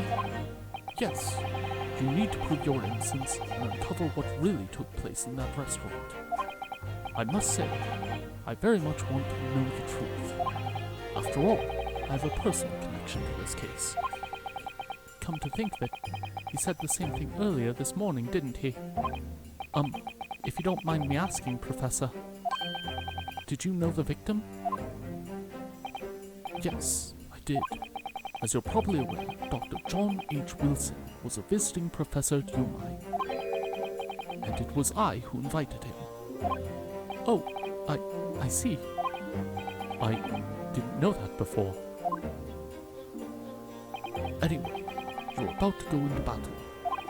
The victim was a university professor from Great Britain, and a well-known one at that. Naturally, our government is looking to identify and punish the culprit as quickly as possible. But let's not forget who we're going up against. The gentlewoman whose involvement our police bureau went to extraordinary lengths to hide. Yes, and I'm sure the prosecution will be using every tool at their disposal to quash your case. But I've no doubt that you pair will put up a good fight right to the last. Best of luck. Thank you. Now then, I need you to run an errand at university at once. There's something I think we may need. Of course. Good luck, Kazuma-sama.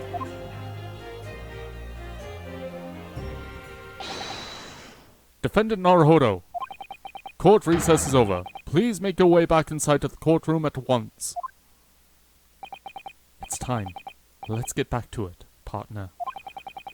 Let's go in there and deal a decisive blow before those old fossils know what hit them. Kazuma? What? Thank you. Really. What for? Well, if you hadn't said you believed in me, then I'm fairly sure I'd already have been found guilty by now. Look, I have faith in you. As a lawyer and as a friend. Coming from you, that means a lot. If I'm found guilty in this trial, he's really going to give up on his dream of studying abroad. That's the kind of true friend he is. So this isn't just my battle anymore. Whoever we're up against, we absolutely cannot afford to lose. Alright then. I'll save the thank yous for after the trial. You can treat me as one of those sukiyaki meals I like from Yumai Cafeteria on University Street. With an extra large portion, of course.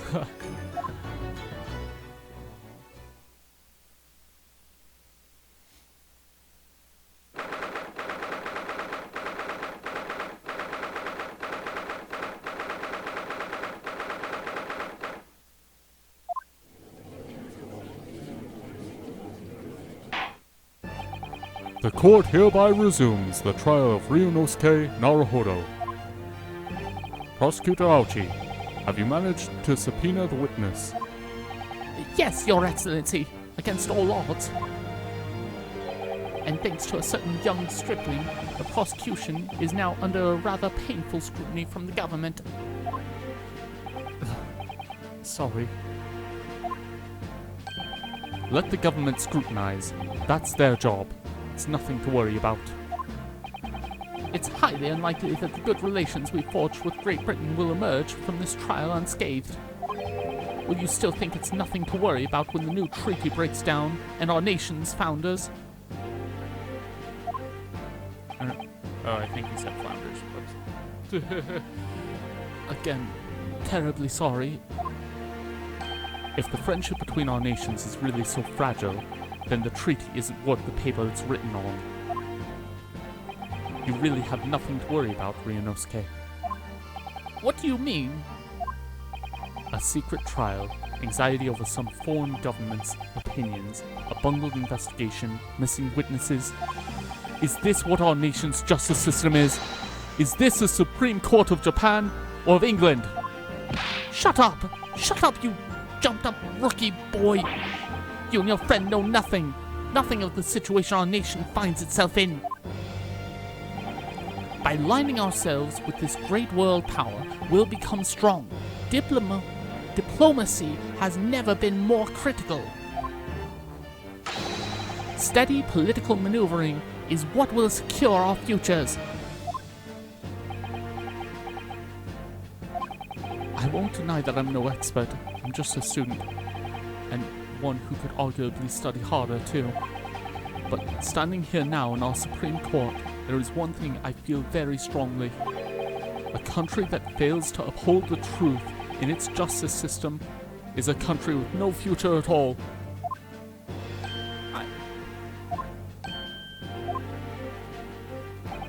Well said, Ryunosuke, despite the wide-eyed look of terror. You little brats! Thank you, Counsel. This court is the pinnacle of our nation's justice system, and exists solely for the pursuance of truth. With that in mind, this trial will now resume with the next witness taking the stand. The visiting student from Great Britain, Miss Giselle Brett. Yes! Your Excellency!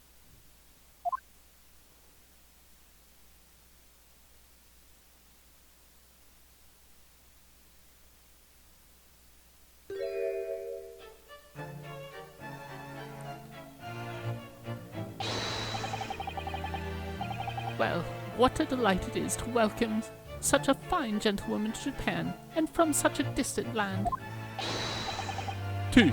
Someone bring English tea. In England, no discussions take place without tea. Is this true? No idea. So, could we possibly trouble you to state your name and occupation for the court? Of course. My name is Satoru Hosonaga. I have been working undercover as the head waiter at lockup. Yes, we know about you already. Inspector Hosonaga, where are your manners? In England, it's always ladies first. Is this true? No idea. More importantly, a little earlier today you said something to me. You said your powers of observation are one thing you're sure of. Oh, yes. I think I did, didn't I? Yet your description of this amazing sight was simply a woman. Sorry, Ryunosuke, but powers of observation aside, your powers of description are sorely lacking. Guilty. So, dear lady, once again, if we may trouble you for your name and occupation, please.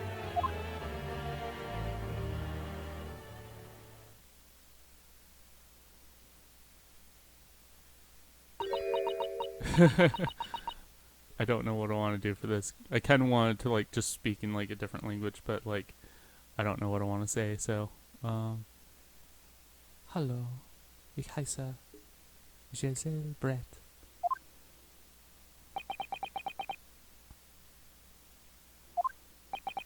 I do have some funny things that I wanted to do with this too. I'm terribly sorry, dear lady, but what?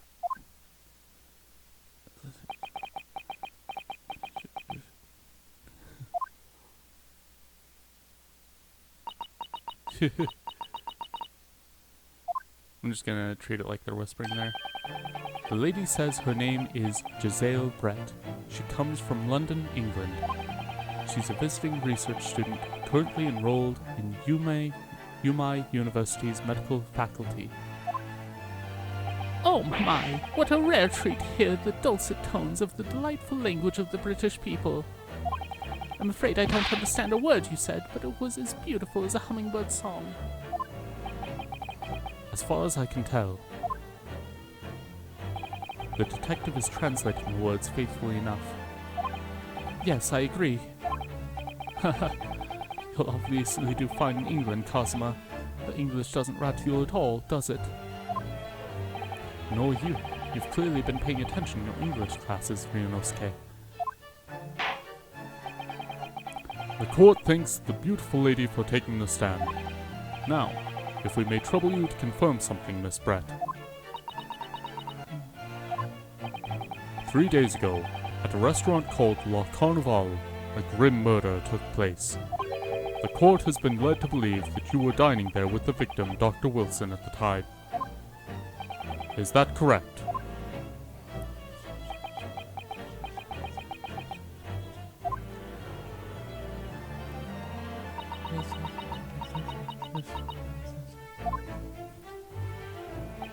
She says, yes. This could take some time. So even though she's studying here in Japan, she can't speak any Japanese.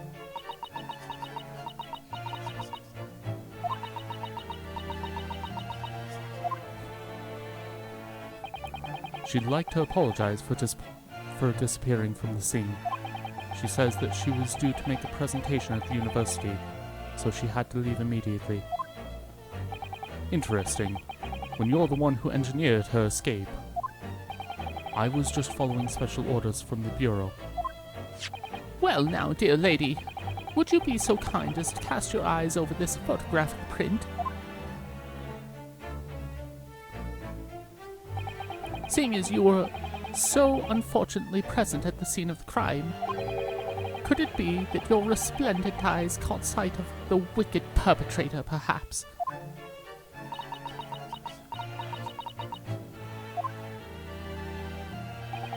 Apparently it was very frightening and sorrowful sight. Do you mean to say... Yes, it would appear that the lady did witness the crime. The very moment when the accused, standing right there in this courtroom, shot the victim in cold blood.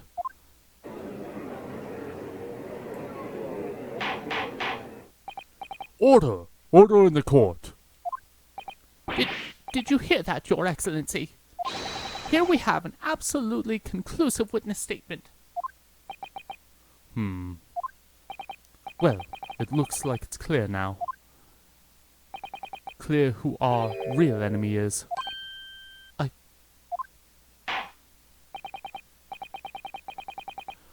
Unfortunately, I will have to ask you formally testify, if you please. Kindly tell the court the exact nature of this frightening and sorrowful sight you described.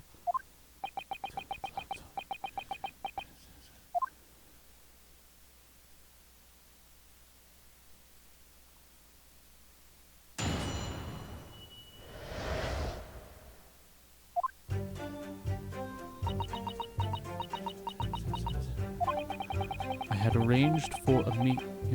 arranged to meet for a slightly late luncheon with Dr. Wilson that day.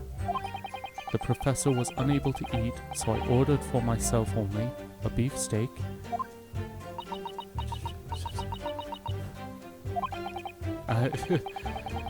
I think that she's actually talking directly in the courtroom and then he's just translating, but with that lean over, it kind of makes it look like she's whispering to him.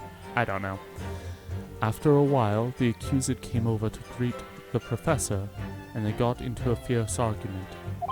Then, not long afterwards, the accused took the professor's gun and shot him right before my eyes.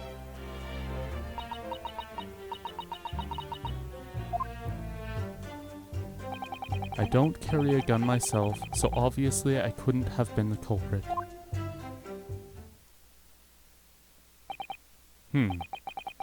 This is a condemning... Yes! No, I didn't have any kind of argument with the professor at all. Objection! Quiet, you filthy wretch! Look at you, you black-hearted blackguard. And look at this snow-white angel. I'm sure even a dark-minded scoundrel like you can imagine the words whose words this court is going to believe. You're still making the same mistakes, Ryunosuke. You mustn't blurt out when you're goaded like that. That's a lesson you need to learn. But he's so annoying. Of course. I was at the scene as well. I took statements from this lady and the 2 witnesses who testified before, and I reported back to the Bureau. It was decided that Miss Brett was not involved, so I let her go. The testimony of these last 2 witnesses were completely worthless, however. Well, even so, on the day in question, the lady was wearing the same outfit as she is today. As you can see, there is nowhere on her person where she could conceal a firearm. I would think she could hide a gun almost anywhere in that outfit if she wanted to. Unless and until the precise location where the witness is to have hidden a weapon can be shown, this is moot. There are no pockets in my outfit. I have nowhere to hide a gun. Those are the witness's own words on the matter. Oh, this is ridiculous. When I was allowed to lift up her dress, I could prove it. Don't think about doing anything rash, Ryunosuke. But I didn't fire the gun I picked up. There must have been another gun there that day. You're right about that, which means this lady was hiding a gun somewhere. Yes, that's what we have to prove now. And to do so, we'll need to pull her testimony apart.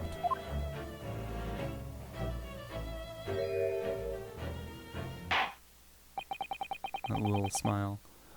The defense may now cross-examine the witness. Oh, yes, Your Excellency.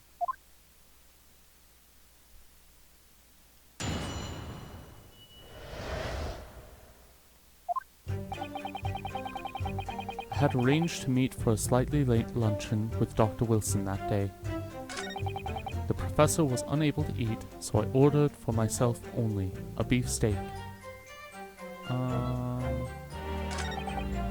After a while, the accused came over to greet the professor and they got into a fierce argument.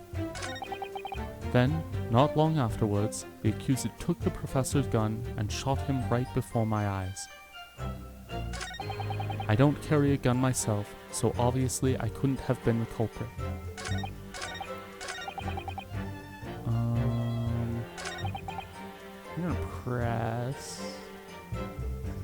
I'm gonna press this. I never got into an argument with the professor. All I did, when I noticed him, was go over to say hello. Please, don't get angry with me. No, I wasn't directing that retort at you. It was meant for the lady next to you. But anyway, as I said, I did not argue with the professor. I'm afraid your words are in vain. Sorry. Miss Brett does not appear to speak Japanese. No, of course not. Japanese is such a cumbersome language anyway. English is the future. We must all Supiku Ingarishu. Okay. Speak English. Supiku Ingarishu. I wonder if the prosecution will feel that way forever, or only in the presence of a beautiful woman, Well, that beautiful woman is telling blatant lies with a completely straight face. I have to find something that will unravel her testimony, no matter how seemingly insignificant it may be. Anyway, it seems that after the argument, the accused briefly returned to his own seat. That part ties in with what you said, doesn't it? Yes, I still had some coffee to drink. And the next time you got up after that was when I'd finished my coffee and stood up to leave.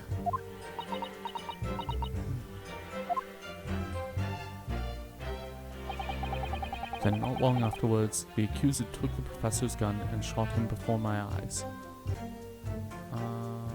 Let's see here. Let me check evidence.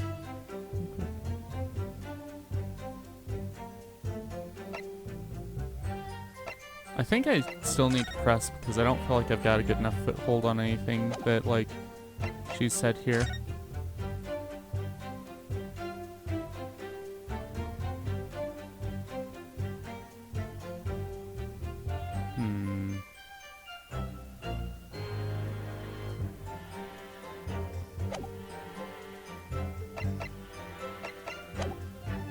I'm gonna keep pressing, and then we'll see what we find. The tried and true method of press everything. Yes! Like I said, I did not shoot that gun. And like I said, there's no point in repeating that assertion over and over. Well, I wasn't expecting to be attacked by my own side. Nevertheless, defendant, you can't deny that when the shot rang out in the restaurant, you had a gun in your hand. Well, yes, that's true, but all I did was pick up the gun I saw on the floor next to the professor as I was leaving the restaurant. In fact, yes, there was someone much closer to the victim than me at the time. Objection! That will do, you dirty, rotten scoundrel. Dirty. Your baseless accusations could very well cause an international incident, boy. It seems to me that your accusation is just as baseless as ours. What nonsense. The lady is... Yeah, the lady is merely stating what she saw. And this is already an international incident as far as I'm concerned anyway.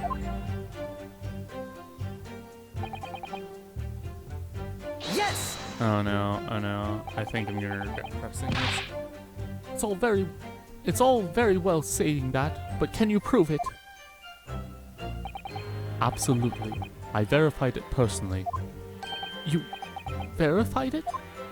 Yes. Immediately after the incident, I checked to make sure the lady was not carrying a weapon. I distinctly remember her saying, "I'm not." That's all you did? You just asked her? Surely you carried out a physical search, Inspector. No. Why on earth not?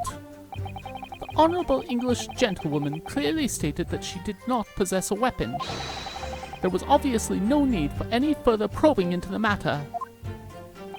Or, there was no permission given for any further probing into the matter, perhaps. Think what you will. But if you're going to continue with this preposterous claim that the refined lady was concealing a firearm, the prosecution demands that you support your assertion with facts. In other words, he wants evidence.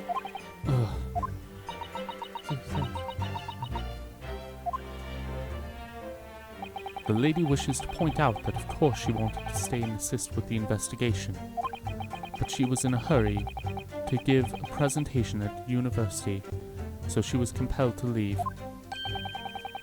Not to mention the fact that your office had told you to get the woman out of there. Not get her out of there. I just urged her to leave.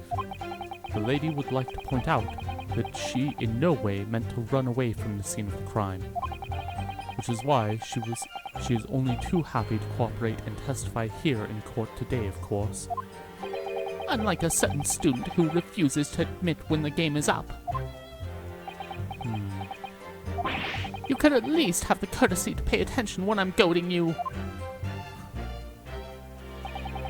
So she's maintaining that you got into that argument with the professor, at the end of which you shot him. Which is out and out, totally which is an out and out, totally unfounded lie. Still, the statement is very compelling. After all, she's an elegant, refined, young and beautiful gentlewoman from Great Britain. In stark contrast to you, dressed from head to toe in a dull black school uniform. I'm dressed exactly the same way you are, except for the flapping red ribbons. Well, anyway, this is our only chance to expose her testimony as the fiction that it is. If we can't do that, the trial is over. Even with your thick skin, even you with your thick skin must be able to feel the murderous looks you're getting from around the courtroom. Only too well. I feel half dead already. And the fact that I can't see a single inconsistency in her testimony isn't making me feel any better either. The first thing to do is press her on any of her statements that seem even slightly off to you. Do that, and an opening will present itself. I promise you. I need to expose the true face of this exotic foreigner that's hiding behind the mask. That's what I should be aiming for in this cross-examination. Okay, so yeah. We got our clue there, like, keep pressing. Yes! After 2 p.m., in fact. That's really quite a late lunch, isn't it? Objection! You don't keep up with the latest fashions from Britain, do you? Late luncheons are in vogue. Isn't that right? No. A decisive English no has quite a sting to it.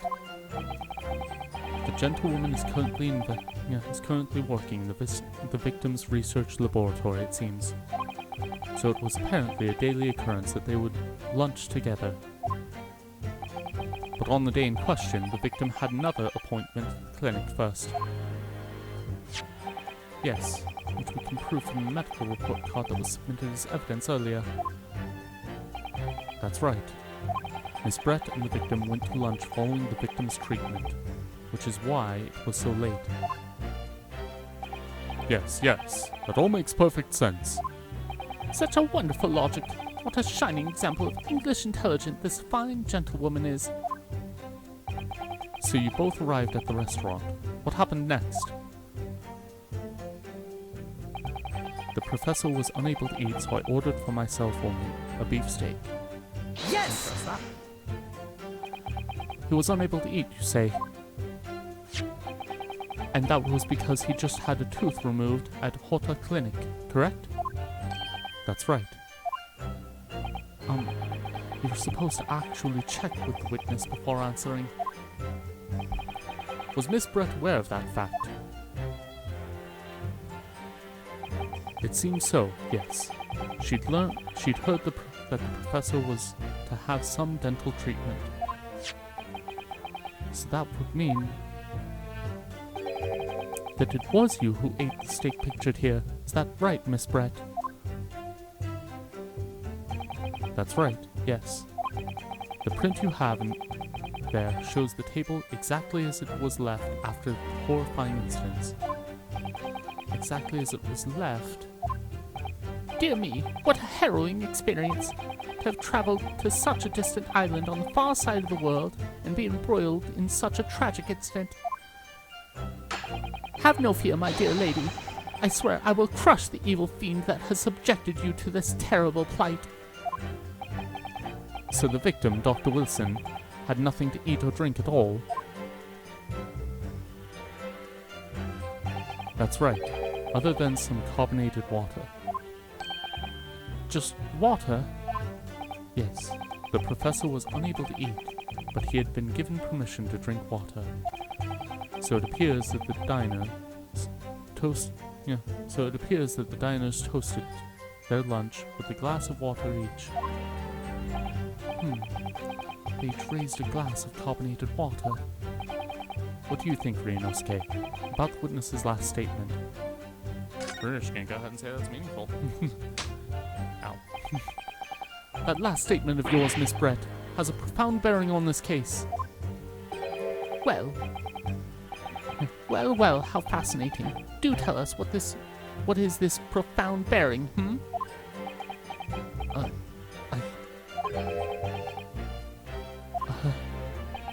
The significance of the statement will become apparent when the time is right.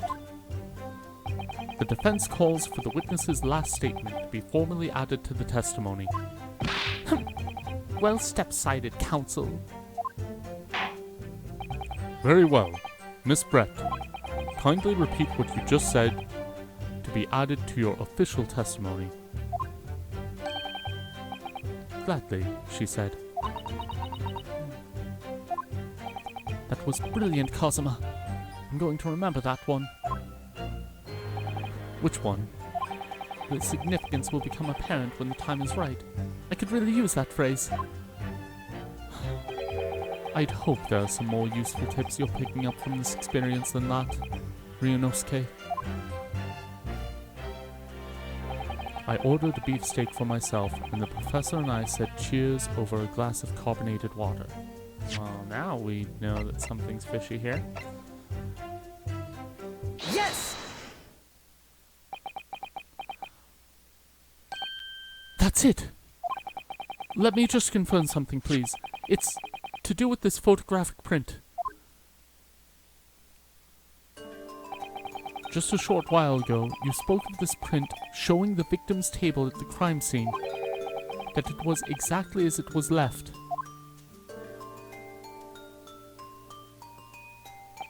That is correct, the lady says. Well, it's odd. Very odd. Dear me, what's odd is the defense's inability to express itself. Rinosuke, what is it about the print that looks odd to you? Well, obviously, it's the cheers. The cheers? Miss Brett just told us that she and the professor said cheers over a glass of water. But if that's true, there should be 2 glasses on the table, not 1. Ah. You're quite right, Counsel. There's only 1 glass pictured here. Objection! Are we supposed to be impressed by this nitpicking over minutia? What possible difference does the presence or absence of a glass make on the case? Objection!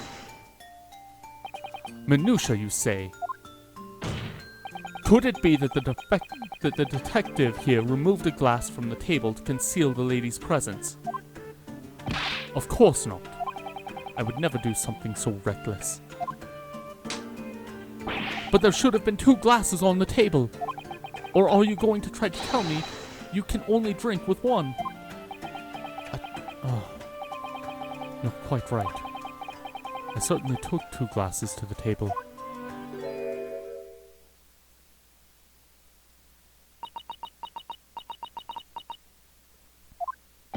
Inspector, what did the lady just say?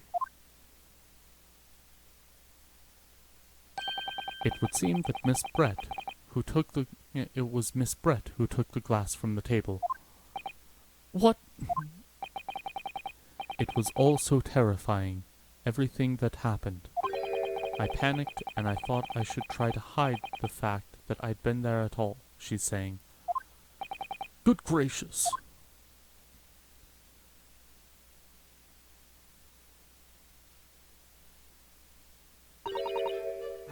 Sorry. There. As I assured the court before, this is of no consequence at all. And we're going for a long stream, I feel like, because I had the moment of like, oh wait, no, this is probably going to go longer because there's one key thing that I remember from this that's going to happen. Oh, please. We must remember that the student had just murdered this lady's luncheon companion before her very eyes.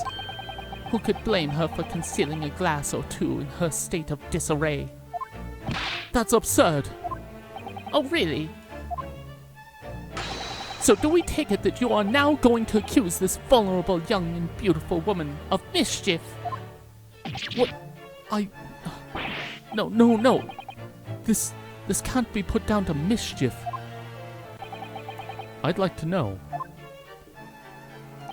exactly how the lady took the glass from the scene.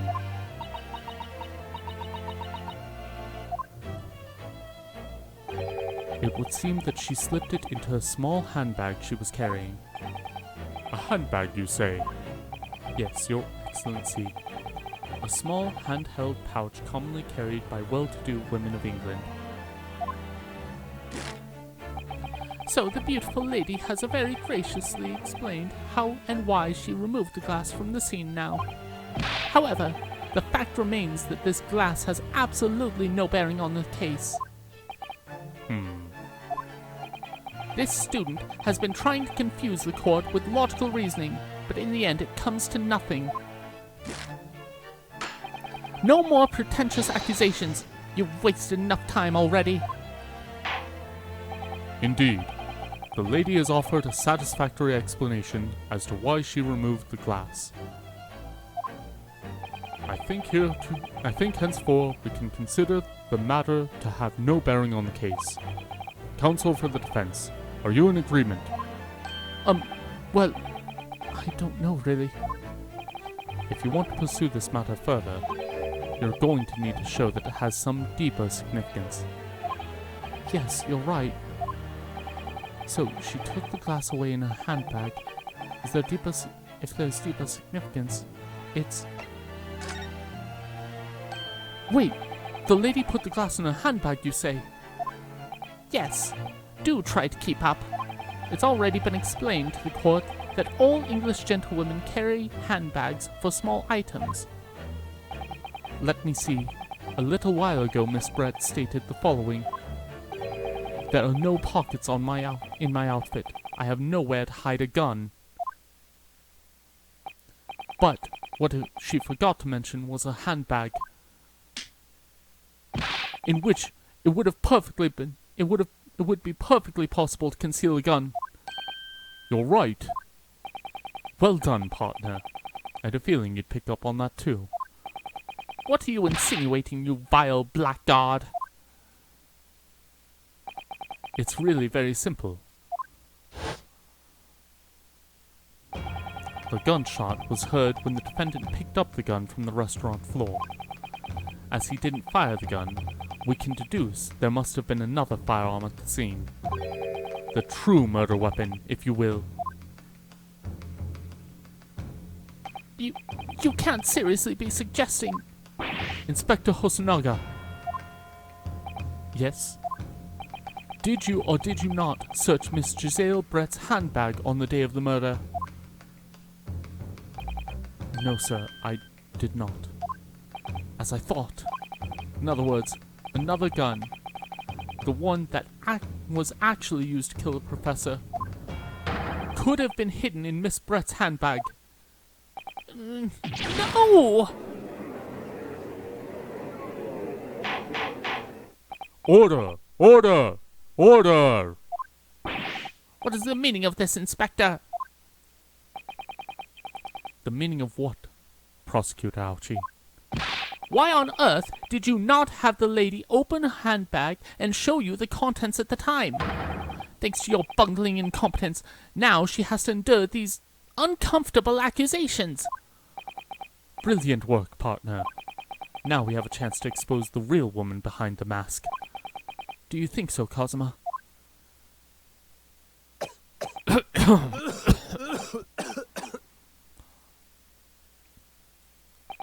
Well, what a sorry situation. Clearly, you have no faith in the police. As I said, I did not search the lady's handbag after the shooting, simply because it was unnecessary. Unnecessary in what way?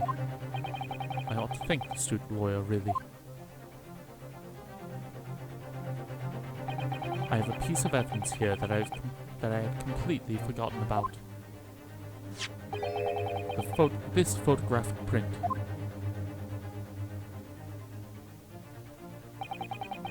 This print is of a photograph that I thought would be prudent to take immediately after the shooting.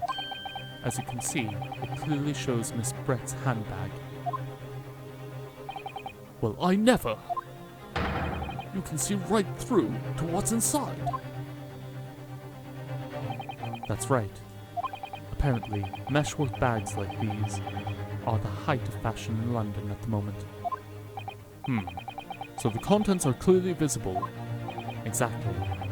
So there was no need to search the lady's handbag.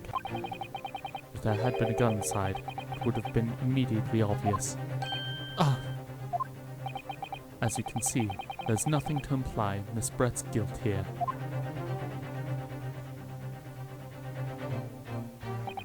Thank you for helping to prove that, Naruhodo-san.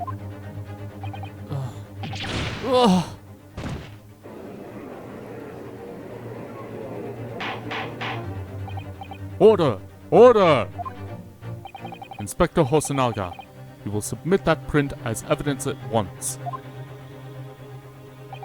Certainly, Your Excellency.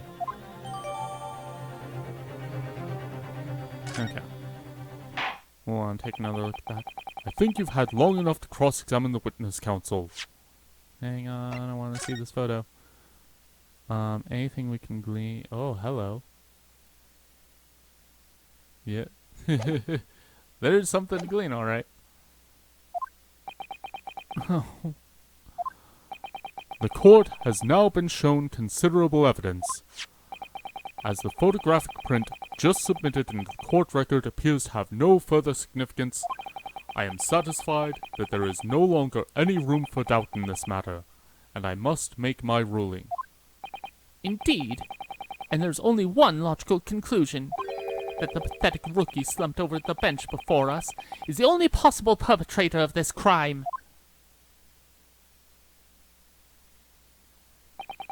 No. Just when I thought I was beginning to turn things around. I'm in a worse situation than I was at the start.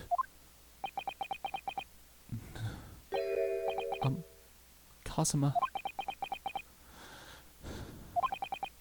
I'm sorry, Ryunosuke. Now that the cross-examination of the witness is over, there's no way to force the trial to continue. What?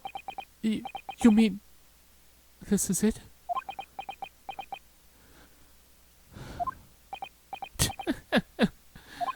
I must say you put up quite a fight for a rookie student, but the weaker meet while the strong eat.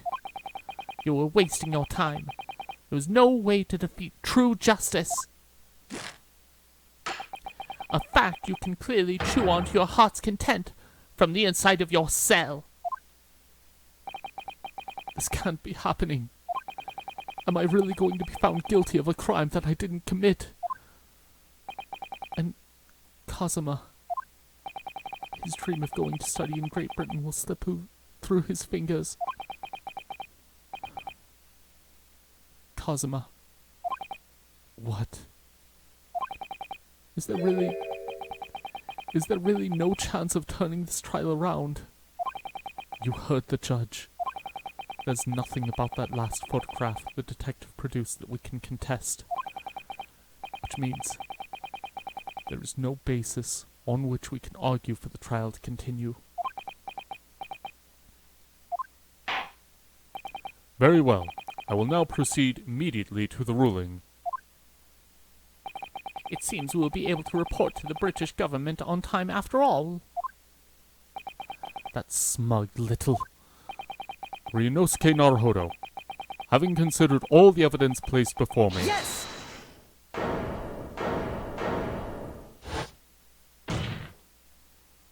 Wait, Your Excellency. Ryunosuke. I don't think you can rule on this case yet. Objection! This amateurishness is getting tedious. When His Excellency deems that the trial is over, he gives his ruling. This is the most basic protocol of the courtroom. Yes! Your Excellency, just a moment ago, you said this. As the photographic print just submitted appears to have no further significance, there is no longer any room for doubt in this matter, and I must make my ruling. Now, that means that if there was a problem with the evidence, some significant detail I mean, then ruling on the case at this time would be out of the question. Objection! This is a blatant straw clutching. Look at this photographic print. All it shows is the handbag the gentlewoman was carrying on the day in question. There can be no problem with this evidence.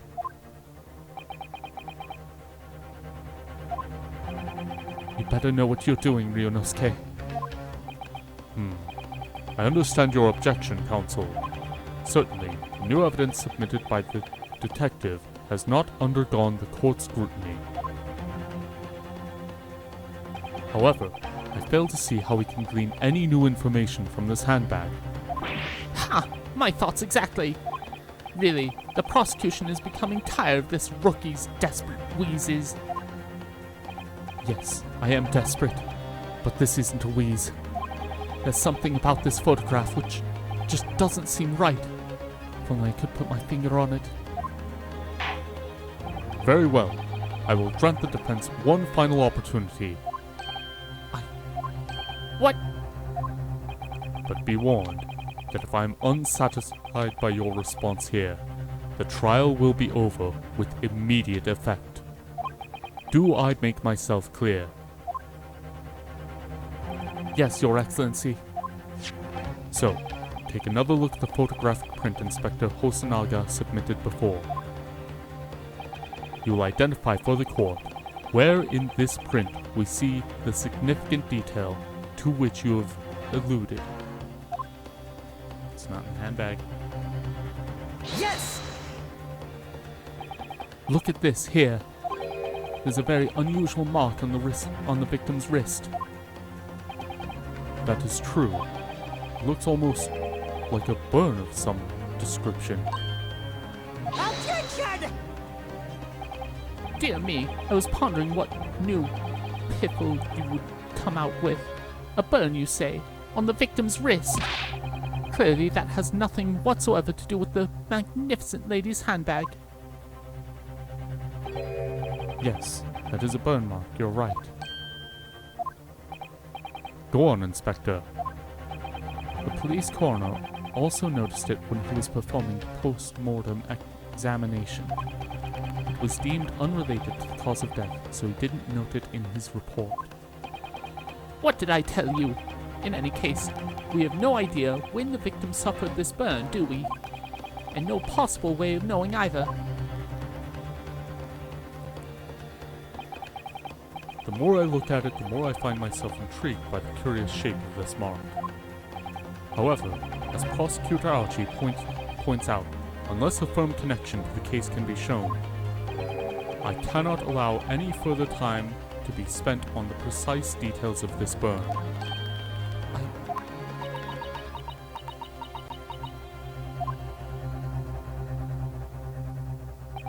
Excuse me, Your Excellency. It would seem Miss Brett has a lunch appointment with the Dean and other university staff. She would like to know if she may be excused from the stand now. Oh, of course, dear lady. We shan't hold you up any longer. I'm quite sure His Excellency is about to give his final ruling anyway. What's your thinking on this, Ryunosuke? Do you believe this burn does have something to do with the case? To be honest, I'm not really sure. But if I don't keep pushing, then it's all over. So I was thinking I should keep digging and digging, in the hope that I might uncover something useful. Yes, you're right. I am? If we can just link that burn to the case, if we can do that, we might be able to prise this shutting door back open again. Just give up, counsel.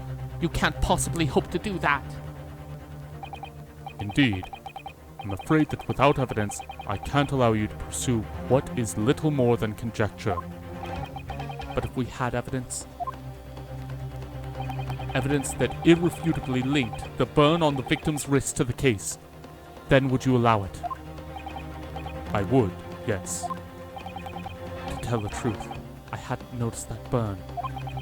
But as soon as you pointed it out, what I did notice was that color draining from Miss Brett's face. Really? I have to find some link between that burn and the case.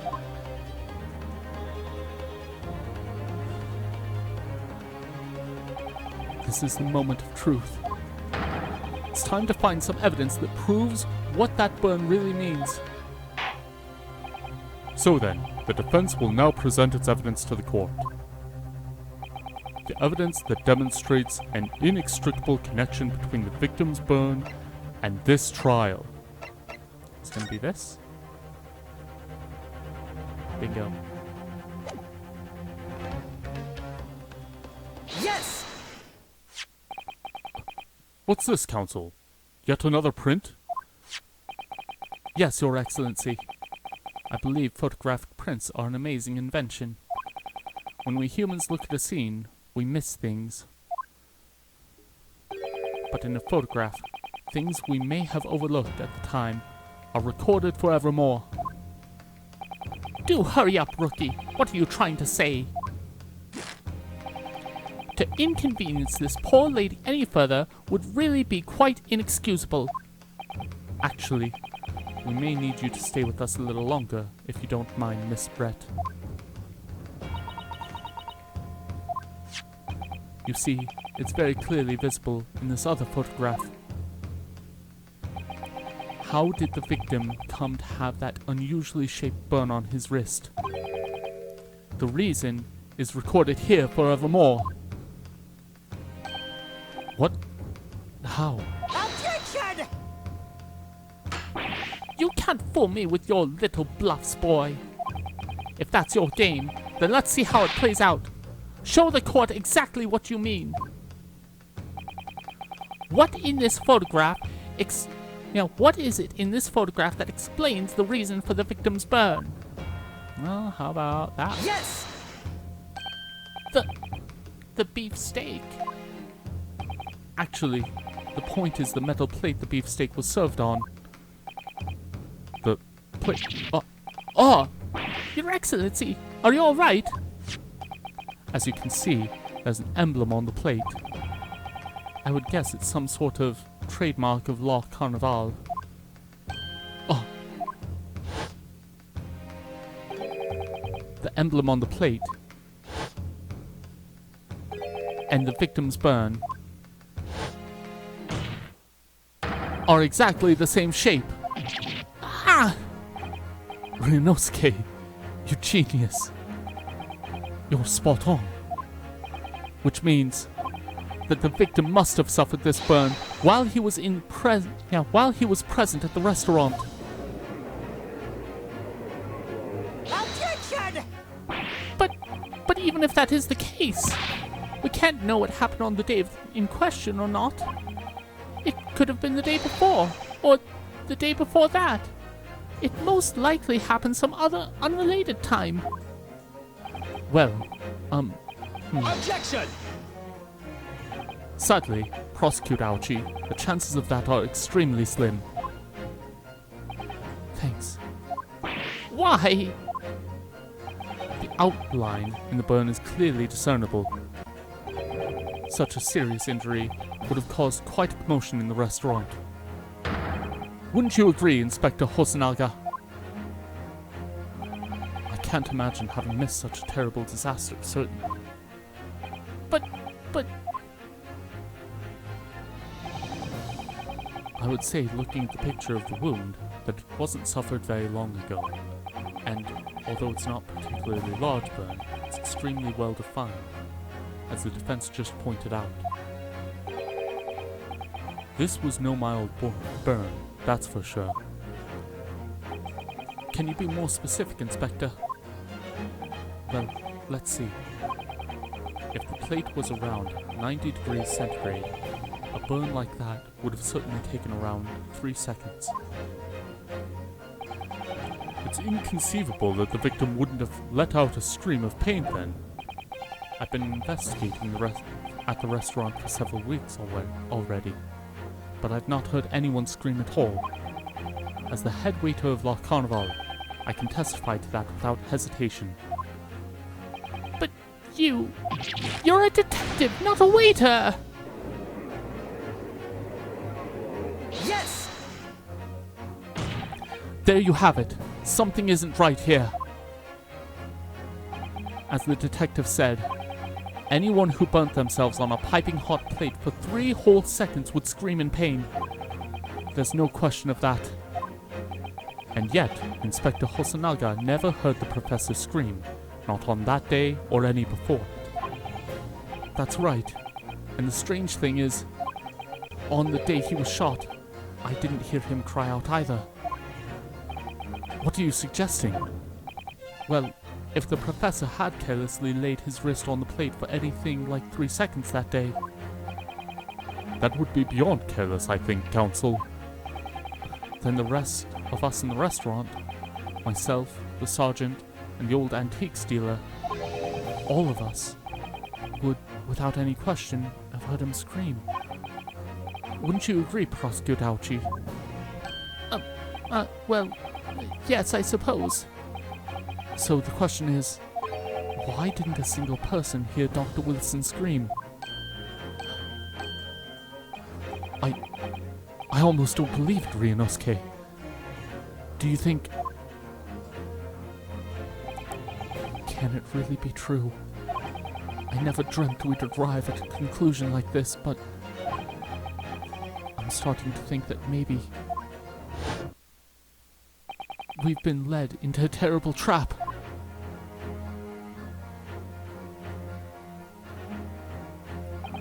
There's only one explanation I can think of to make sense of this apparent impossibility. On the day in question, when he suffered the burn to his wrist, Dr. Wilson... No man could remain silent while his wrist was burning on a piping hot plate for 3 whole seconds. That's clearly impossible, apart from in one particular situation. Counsel, are you suggesting... Yes, it's only possible if the man was already dead. Oh, already dead?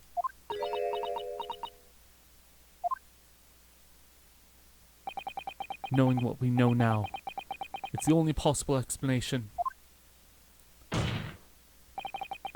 When the beefsteak was brought to Dr. Wilson's table that day, the professor was already dead. That's madness! Order! Order! Order, please! Counsel, explain this absurd notion at once. The victim was killed by a gunshot. That's right! That's absolutely right, Your Excellency! This is just another ridiculous ploy by the rookie student, but clearly he has no grasp of the facts. Objection! No, Prosecutor Ouchie. It's you who has no grasp of the facts. I beg your pardon? As soon as it became apparent that the victim had suffered that burn while at the restaurant, this whole case was turned upside down. Or have you not grasped that yet?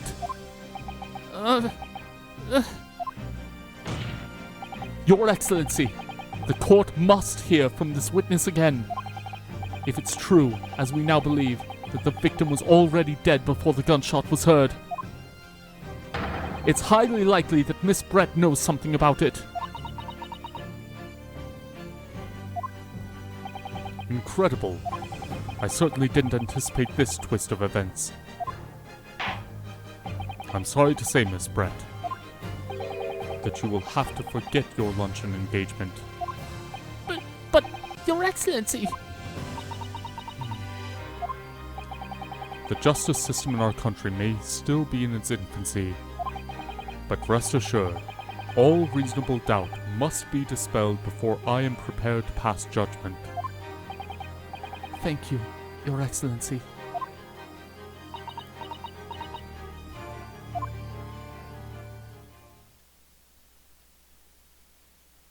Uh-oh. What was that smile? Yes, of course. I mean, I'd be delighted to help. Especially if it helps the relations between my country and yours. Miss Brett, you speak Japanese?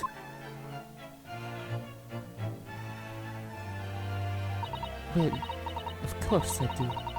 I'm studying in your country after all. But then, why haven't you been speaking through an interpreter until now? My mother tongue, the Queen's English, is the most refined and elegant language in the world. As a gentlewoman, I try to avoid speaking your vulgar tones as much as possible.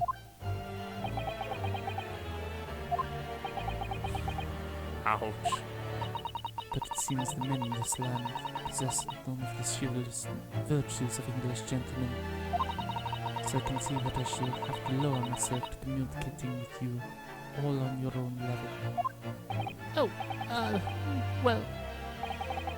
You are the epitome of a true English gentlewoman.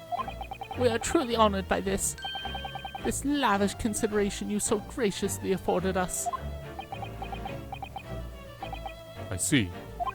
In that case, Miss Brett, I will now ask you to testify in your own words about the events leading up to the death of the victim, Dr. Wilson.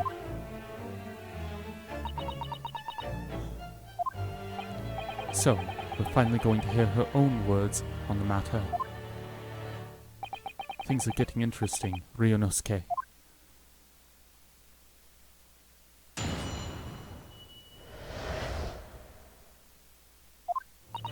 Unfortunately, I have no idea where the poor man burnt his wrist like that. When the waiter brought my steak, the professor and I raised our glasses in a toast. As far as I've heard, the post-mortem report showed no other possible cause of death besides the gunshot. If there's some other way a man's life can be taken without leaving a trace, please do show me. But of course, this country's inferior investigative techniques probably wouldn't pick upon it anyway.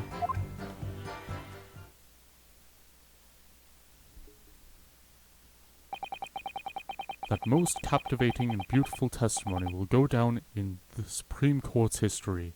Thank you. Easy does it. I hope that is the last time I'll have to sully my lips with the coarse tones of your unbecoming tongue. Oh, forgive me. I do hope I haven't insulted anyone. Not at all, not at all. It is a delight merely to hear you speak, dear lady. And it seems very clear from your testimony that this boorish talk of the victim's burn is utterly irrelevant. I will be speaking to your country's Minister of Justice about what has happened here today. The Minister of Justice? May that irritating little bully of a student be given the harshest punishment possible. Amen. Huh? Thanks? Is that a prayer then? Well, you'll have to forget the irritation, Miss Brett, and put up with cross-examination now. I expect you've noticed that this little bully of a student, as you've put it, doesn't miss much. I'm sure I don't need to remind you, counsel, that this will be your final cross-examination in this trial.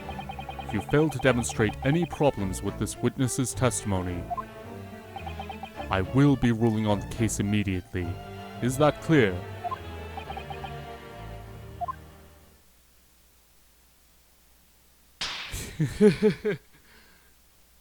That animation's so weird. Yes, Your Excellency.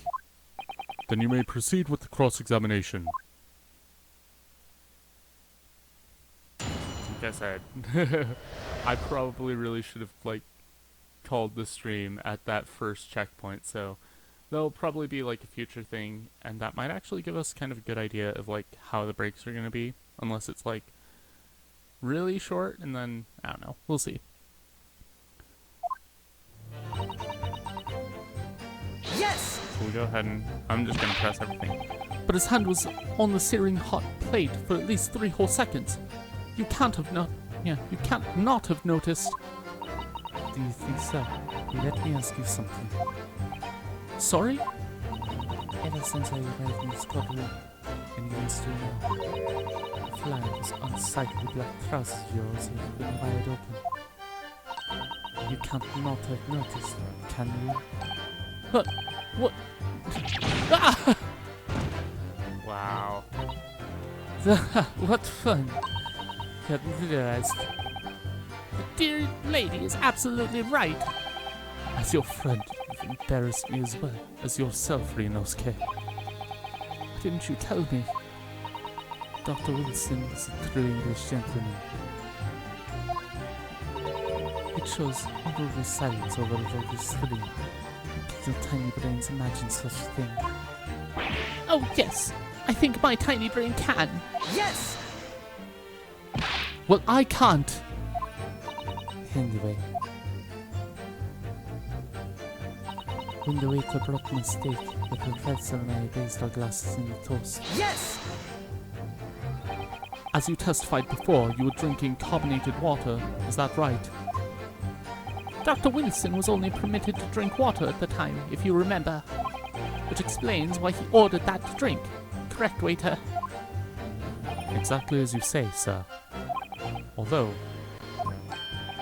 Although, whether or not the professor actually drank any of the water when I delivered the steak to the table,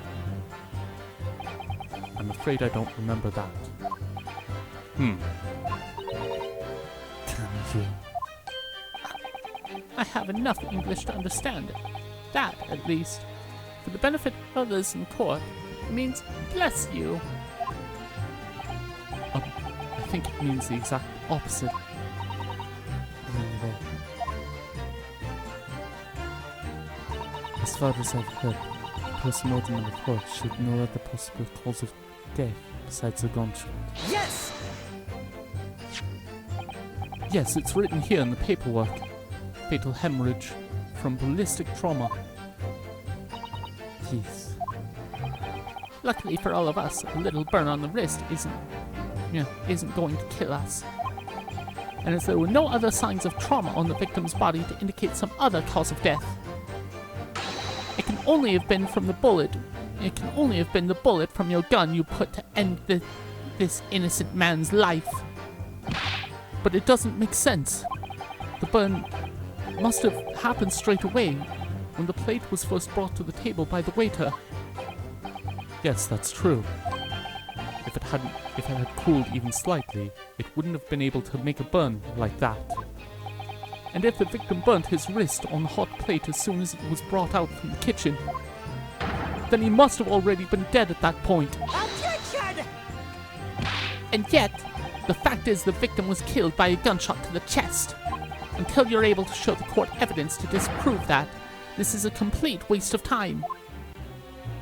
I concur. Prosecutor Ouchie is right. Ah,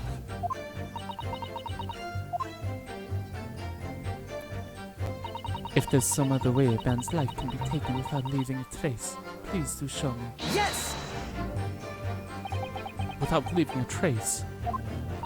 If someone is shot, or strangled, or stabbed, or thrown from a height, however a person's life is taken, there are always telltale traces on the body. quite right, dear lady. And our police force has thoroughly examined the body of the deceased. There can be no doubt. Isn't that right, Inspector Hosonaga? As I've said, I always aim for a flawless investigation. There would be physical traces with all those causes of death, that's true. But maybe there's some other way of killing someone that doesn't leave a mark. If, heaven forbid, you doubt me, young man, you're going to have to tell everyone how exactly you think the professor did lose his life. Otherwise, I'm afraid your argument falls flat, doesn't it? Oh no, perish the thought, calling such a sweet young lady's innocence into question. On my honor, I, Takatsuchi Ouchi, will cut down any who dare to cast such aspersions. And I will tell you this right now. I am feeling this doing like voices for like almost 3 hours straight now. A way of killing someone that leaves no trace. We need some evidence to back us up here. Yes, evidence. But of course, these countries' inferior investigative techniques would probably wouldn't pick up on it anyway. Yes! Inferior? What do you mean by that? In the lands of the Great British Empire, the police store everything from the crime scene to later examination. But in this country, you investigate once, and that's the end of it. Isn't that so? Quite right. The carnival is open for business as usual today, just days after the incident. Exactly. Which means that even if the Wait! investigation takes a different direction, vital evidence may be lost. It doesn't even occur to naive detectives to preserve the crime scene. I'm trying to be as tactful about this as I can. Do you understand? Aha! A killer blow. The lady is as formidable as she is beautiful. Amazing. He's actually admitting our police may be flawed. Perhaps Prosecutor Ouchie is finally starting to see sense. I very much doubt that. Still, something about what Miss Brett just said. There was a moment before when something didn't seem quite right.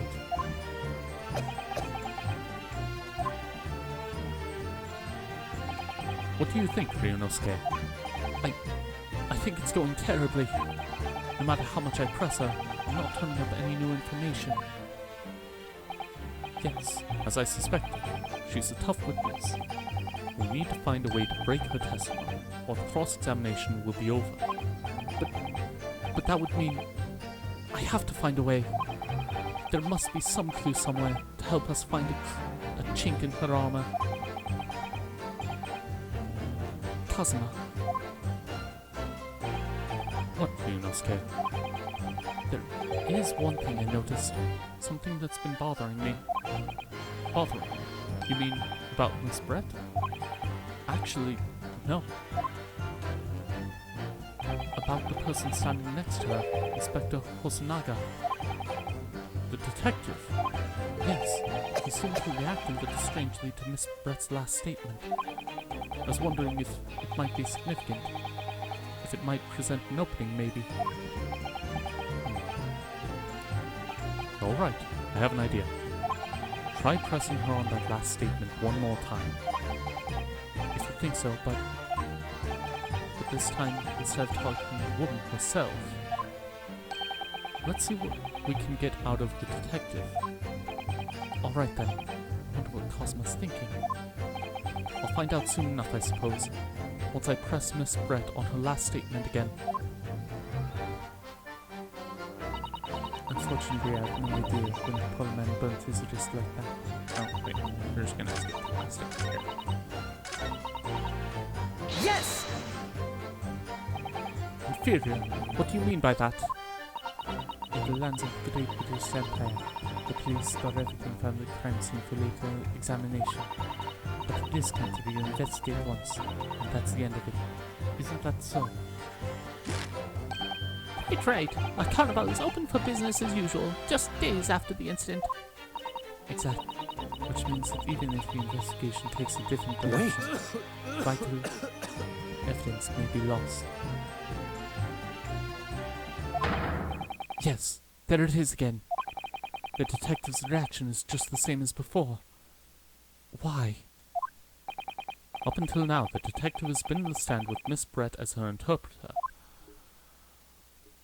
But things are very different now. For this testimony, the detective is just listening to the Englishwoman, what the Englishwoman has to say. This could be a golden opportunity. What do you mean? When people are actually testifying, they're usually very careful not to let anything slip. However, when they're listening to someone else speak, they'll find they often let their guard down. You're right. Look at him. He's lost in his own thoughts. It's time to pursue the man and his train of thought. Sorry, pursue. I'll explain how to do it now, Ryunosuke. All has to do with the witness marker. What marker? At the moment, we're focused on Miss Brett, who's the person actually making the current statement. More tutorial. Oh, hi game. It caught up. But by moving the marker left and right, you can turn your attention to other people in the stand. While you're looking at other witnesses, you'll be able to pursue them with A. If you catch the person just at the right time, you might uncover some new information to pursue. If you ever notice a strange atmosphere among the people on the stand, take a good look around. Alright then. So I should first move the marker across and focus on the detective, then pursue him and see what's on his mind. Here we go. Exactly, which means that if the investigation takes a different direction, vital evidence may be lost. Excuse me! What is the meaning?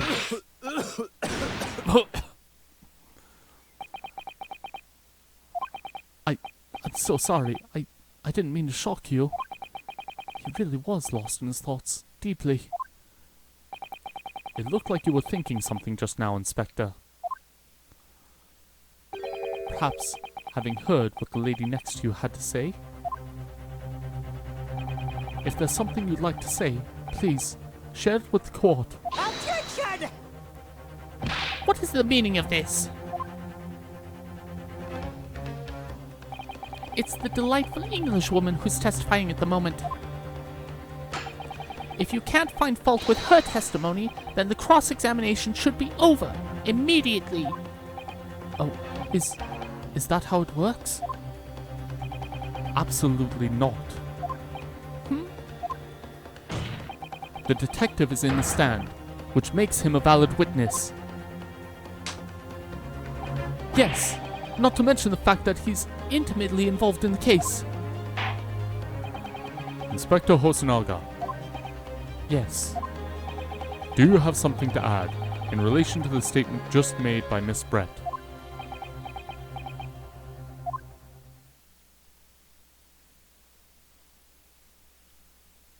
Well, yes. If you don't mind, I would like to speak.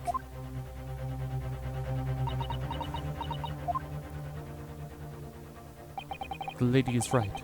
Our country's police practices are not as modern as those used in Great Britain. Which is why I, Satoru Hosonaga, always strive to make every investigation I'm involved in flawless. What do you really mean by that? I'll tell you what I mean. I won't have evidence lacking on my watch. I'm not afraid to take everything I can from the scene of the crime. It's preserving evidence, you see. I don't care if they call me a crime scene thief. I'm not ashamed of what I've done. A crime scene thief?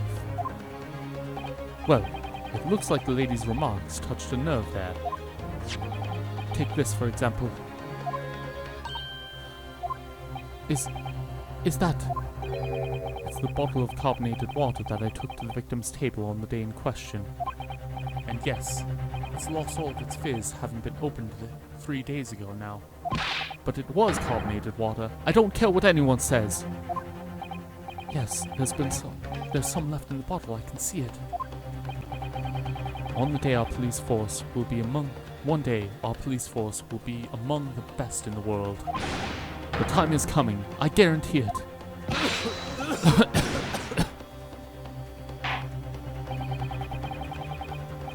I can't say I condone the witness's actions, but I do understand the sentiment.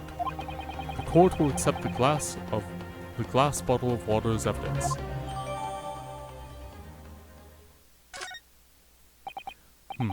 Miss Brett, can you confirm this is indeed the bottle from which you drank on the day of the victim's death? Yes, it was that bottle. What was that about? She seemed to avert her eyes when she answered the judge's question. Very well. Counsel, you may resume the cross-examination. And the inspector will kindly control his fervor.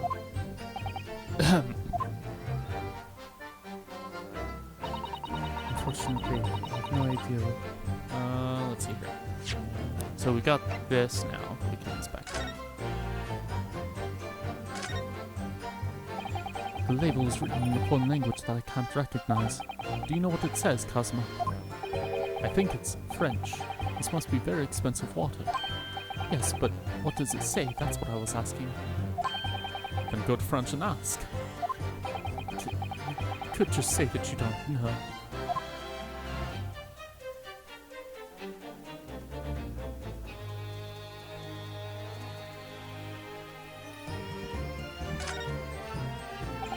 So this is carbonated water. So this carbonated water is the last drink Dr. Wilson ever had. It looks like there's a little left in the bottle. Although it's just plain water. You know, I've been sweating so much. I'm absolutely parched. I'll just have a sip of this to keep me going. No, Rinosuke, you can't do that. For one thing, that's evidence. You can't go drinking evidence. Oh, no, you're right. We don't know what might be inside, do we? You never cease to amaze me, Ryunosuke, in more ways than one. I wonder, could there be anything in this water? What's the matter? You've gone all white all of a sudden. I think I might have just worked something out. An interesting possibility. There we go.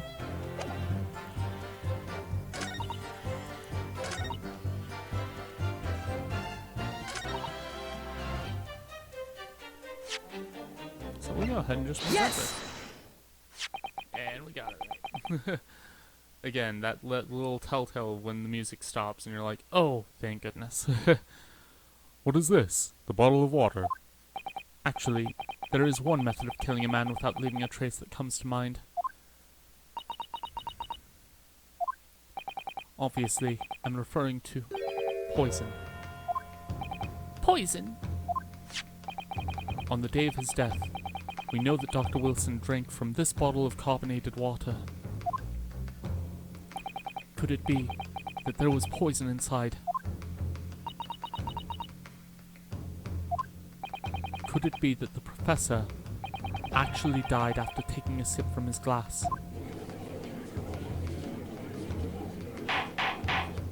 Order! Order! Order! And on that day, who was sitting at the same table as the professor and able to slip the poison into his drink? There's only one person who could possibly have done it. Jazale Brett. It was you! Objection! This is outrageous! To suggest such a thing without a scrap of evidence. You little rookie imbecile. Have you even considered the delicate situation our country finds itself in now? Have you forgotten that we have only just signed an accord of friendship with the British Empire? Have you even the vaguest inkling that your rash accusations could jeopardize the entire treaty? Objection! This is not political arena. This is a trial to determine one individual's guilt with respect to one crime. The fact that this woman is British makes no difference. We are here to determine the truth. If I may, I will silence you forever for Shut up! It is you who should be silent. Of course.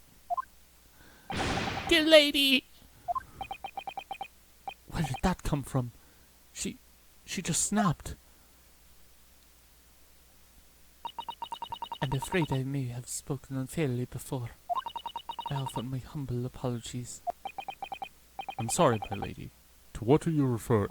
I described your police force as inferior, but no matter how inferior they may be, you still investigate this particular point thoroughly, I believe. The bottle, I mean, Inspector, and whether it contained poison or not.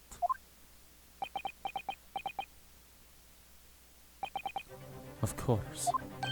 You did? Have you forgotten what my guiding principle is already? I strive for a flawless investigation every time. I don't believe it. Naturally, we tested the inside of the bottle and its contents. And? What did you find, Inspector? I ordered tests for every toxin that's available in this country at the present time. We could find no trace of poison of any description in the bottle of carbonated water, Your Excellency. What? Are you sure? The tests were meticulously carried out by Chief Coroner himself. No! No! I'm very grateful to all you Japanese. You've successfully established me complete innocent in this horrid affair. Thank you. But of course, dear lady, the pleasure was all ours. I was so sure. This can't be right. Everything falls into place if he was poisoned. Thank you, Counsel. I think that cross-examination has clarified everything. As the prosecution have asserted, A shot to the chest from this gun is the only conceivable cause of death. Furthermore, the accused, who by his own admission was holding this weapon, is the only possible culprit. I'm done for. The court wishes to apologize for the great inconvenience this has caused you, Miss Brett. Oh no. I'm just glad the matter was resolved. Before proceeding, I must ask the court for the defense. Do you have any further new evidence to present the court at this time? Kazuma. I'm sorry, Rinosuke. I have nothing more. Well, if you'll excuse me now, I really must be leaving.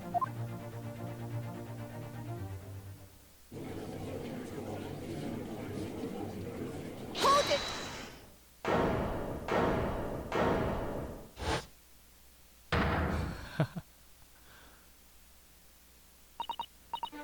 Please, wait.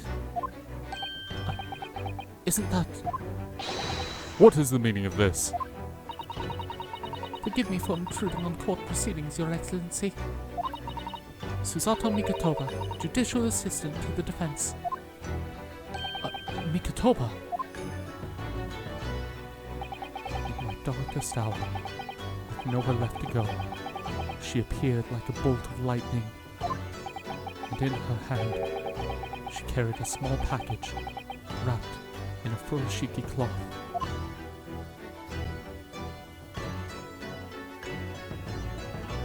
Oh, okay, this is... Oh, I should have called the stream earlier. I forget how long this is gonna be. I've been going for over 3 hours now, and I kind of want to keep going, but man, am I gonna pay for it if I do. I don't know. That's a cliffhanger. That is such a cliffhanger, and I don't want to do that. I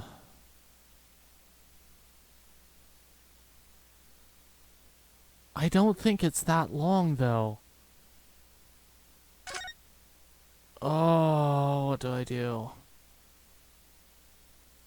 Okay, if you're watching this right now, and if you're in chat, and you know this, remind me if this is, like, long, or if this is fairly short, because I thought it was going to be short once we got to this point.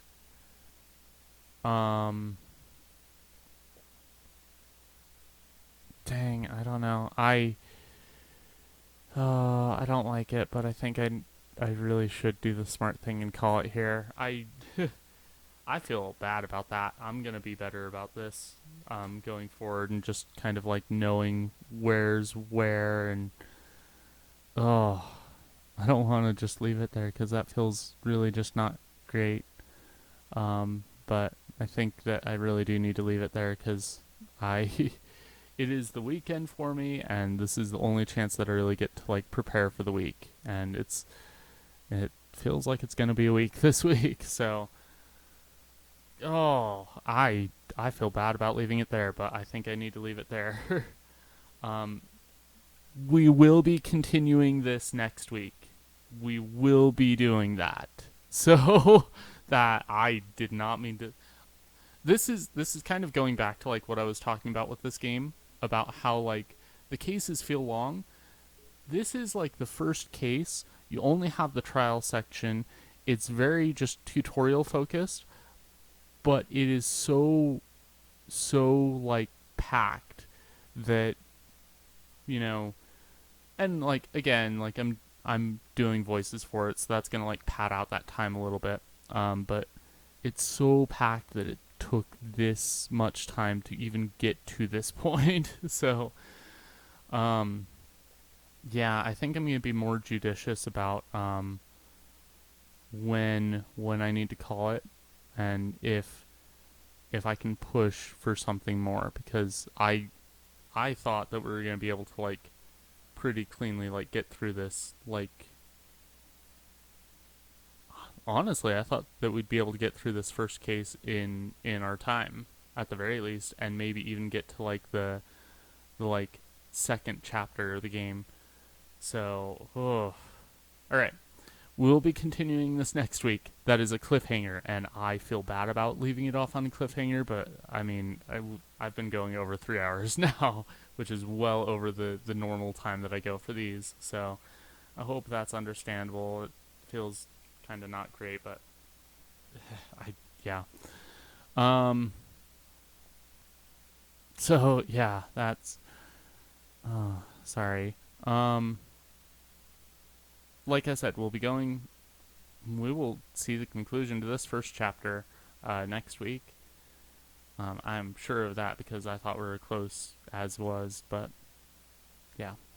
Again, the end of the month, that will be October 30th, and that will be our specialty stream, which is going to be another casual speedrun of Mega Man X. So I'm going to try to like not make the same stupid mistakes I made last time and actually like get a time that I feel comfortable posting to the leaderboard, because that of the 3 I've done so far, that is the one that I have not put on a leaderboard. And yeah, so we'll get there. It's a process, but again, thank you so much for watching.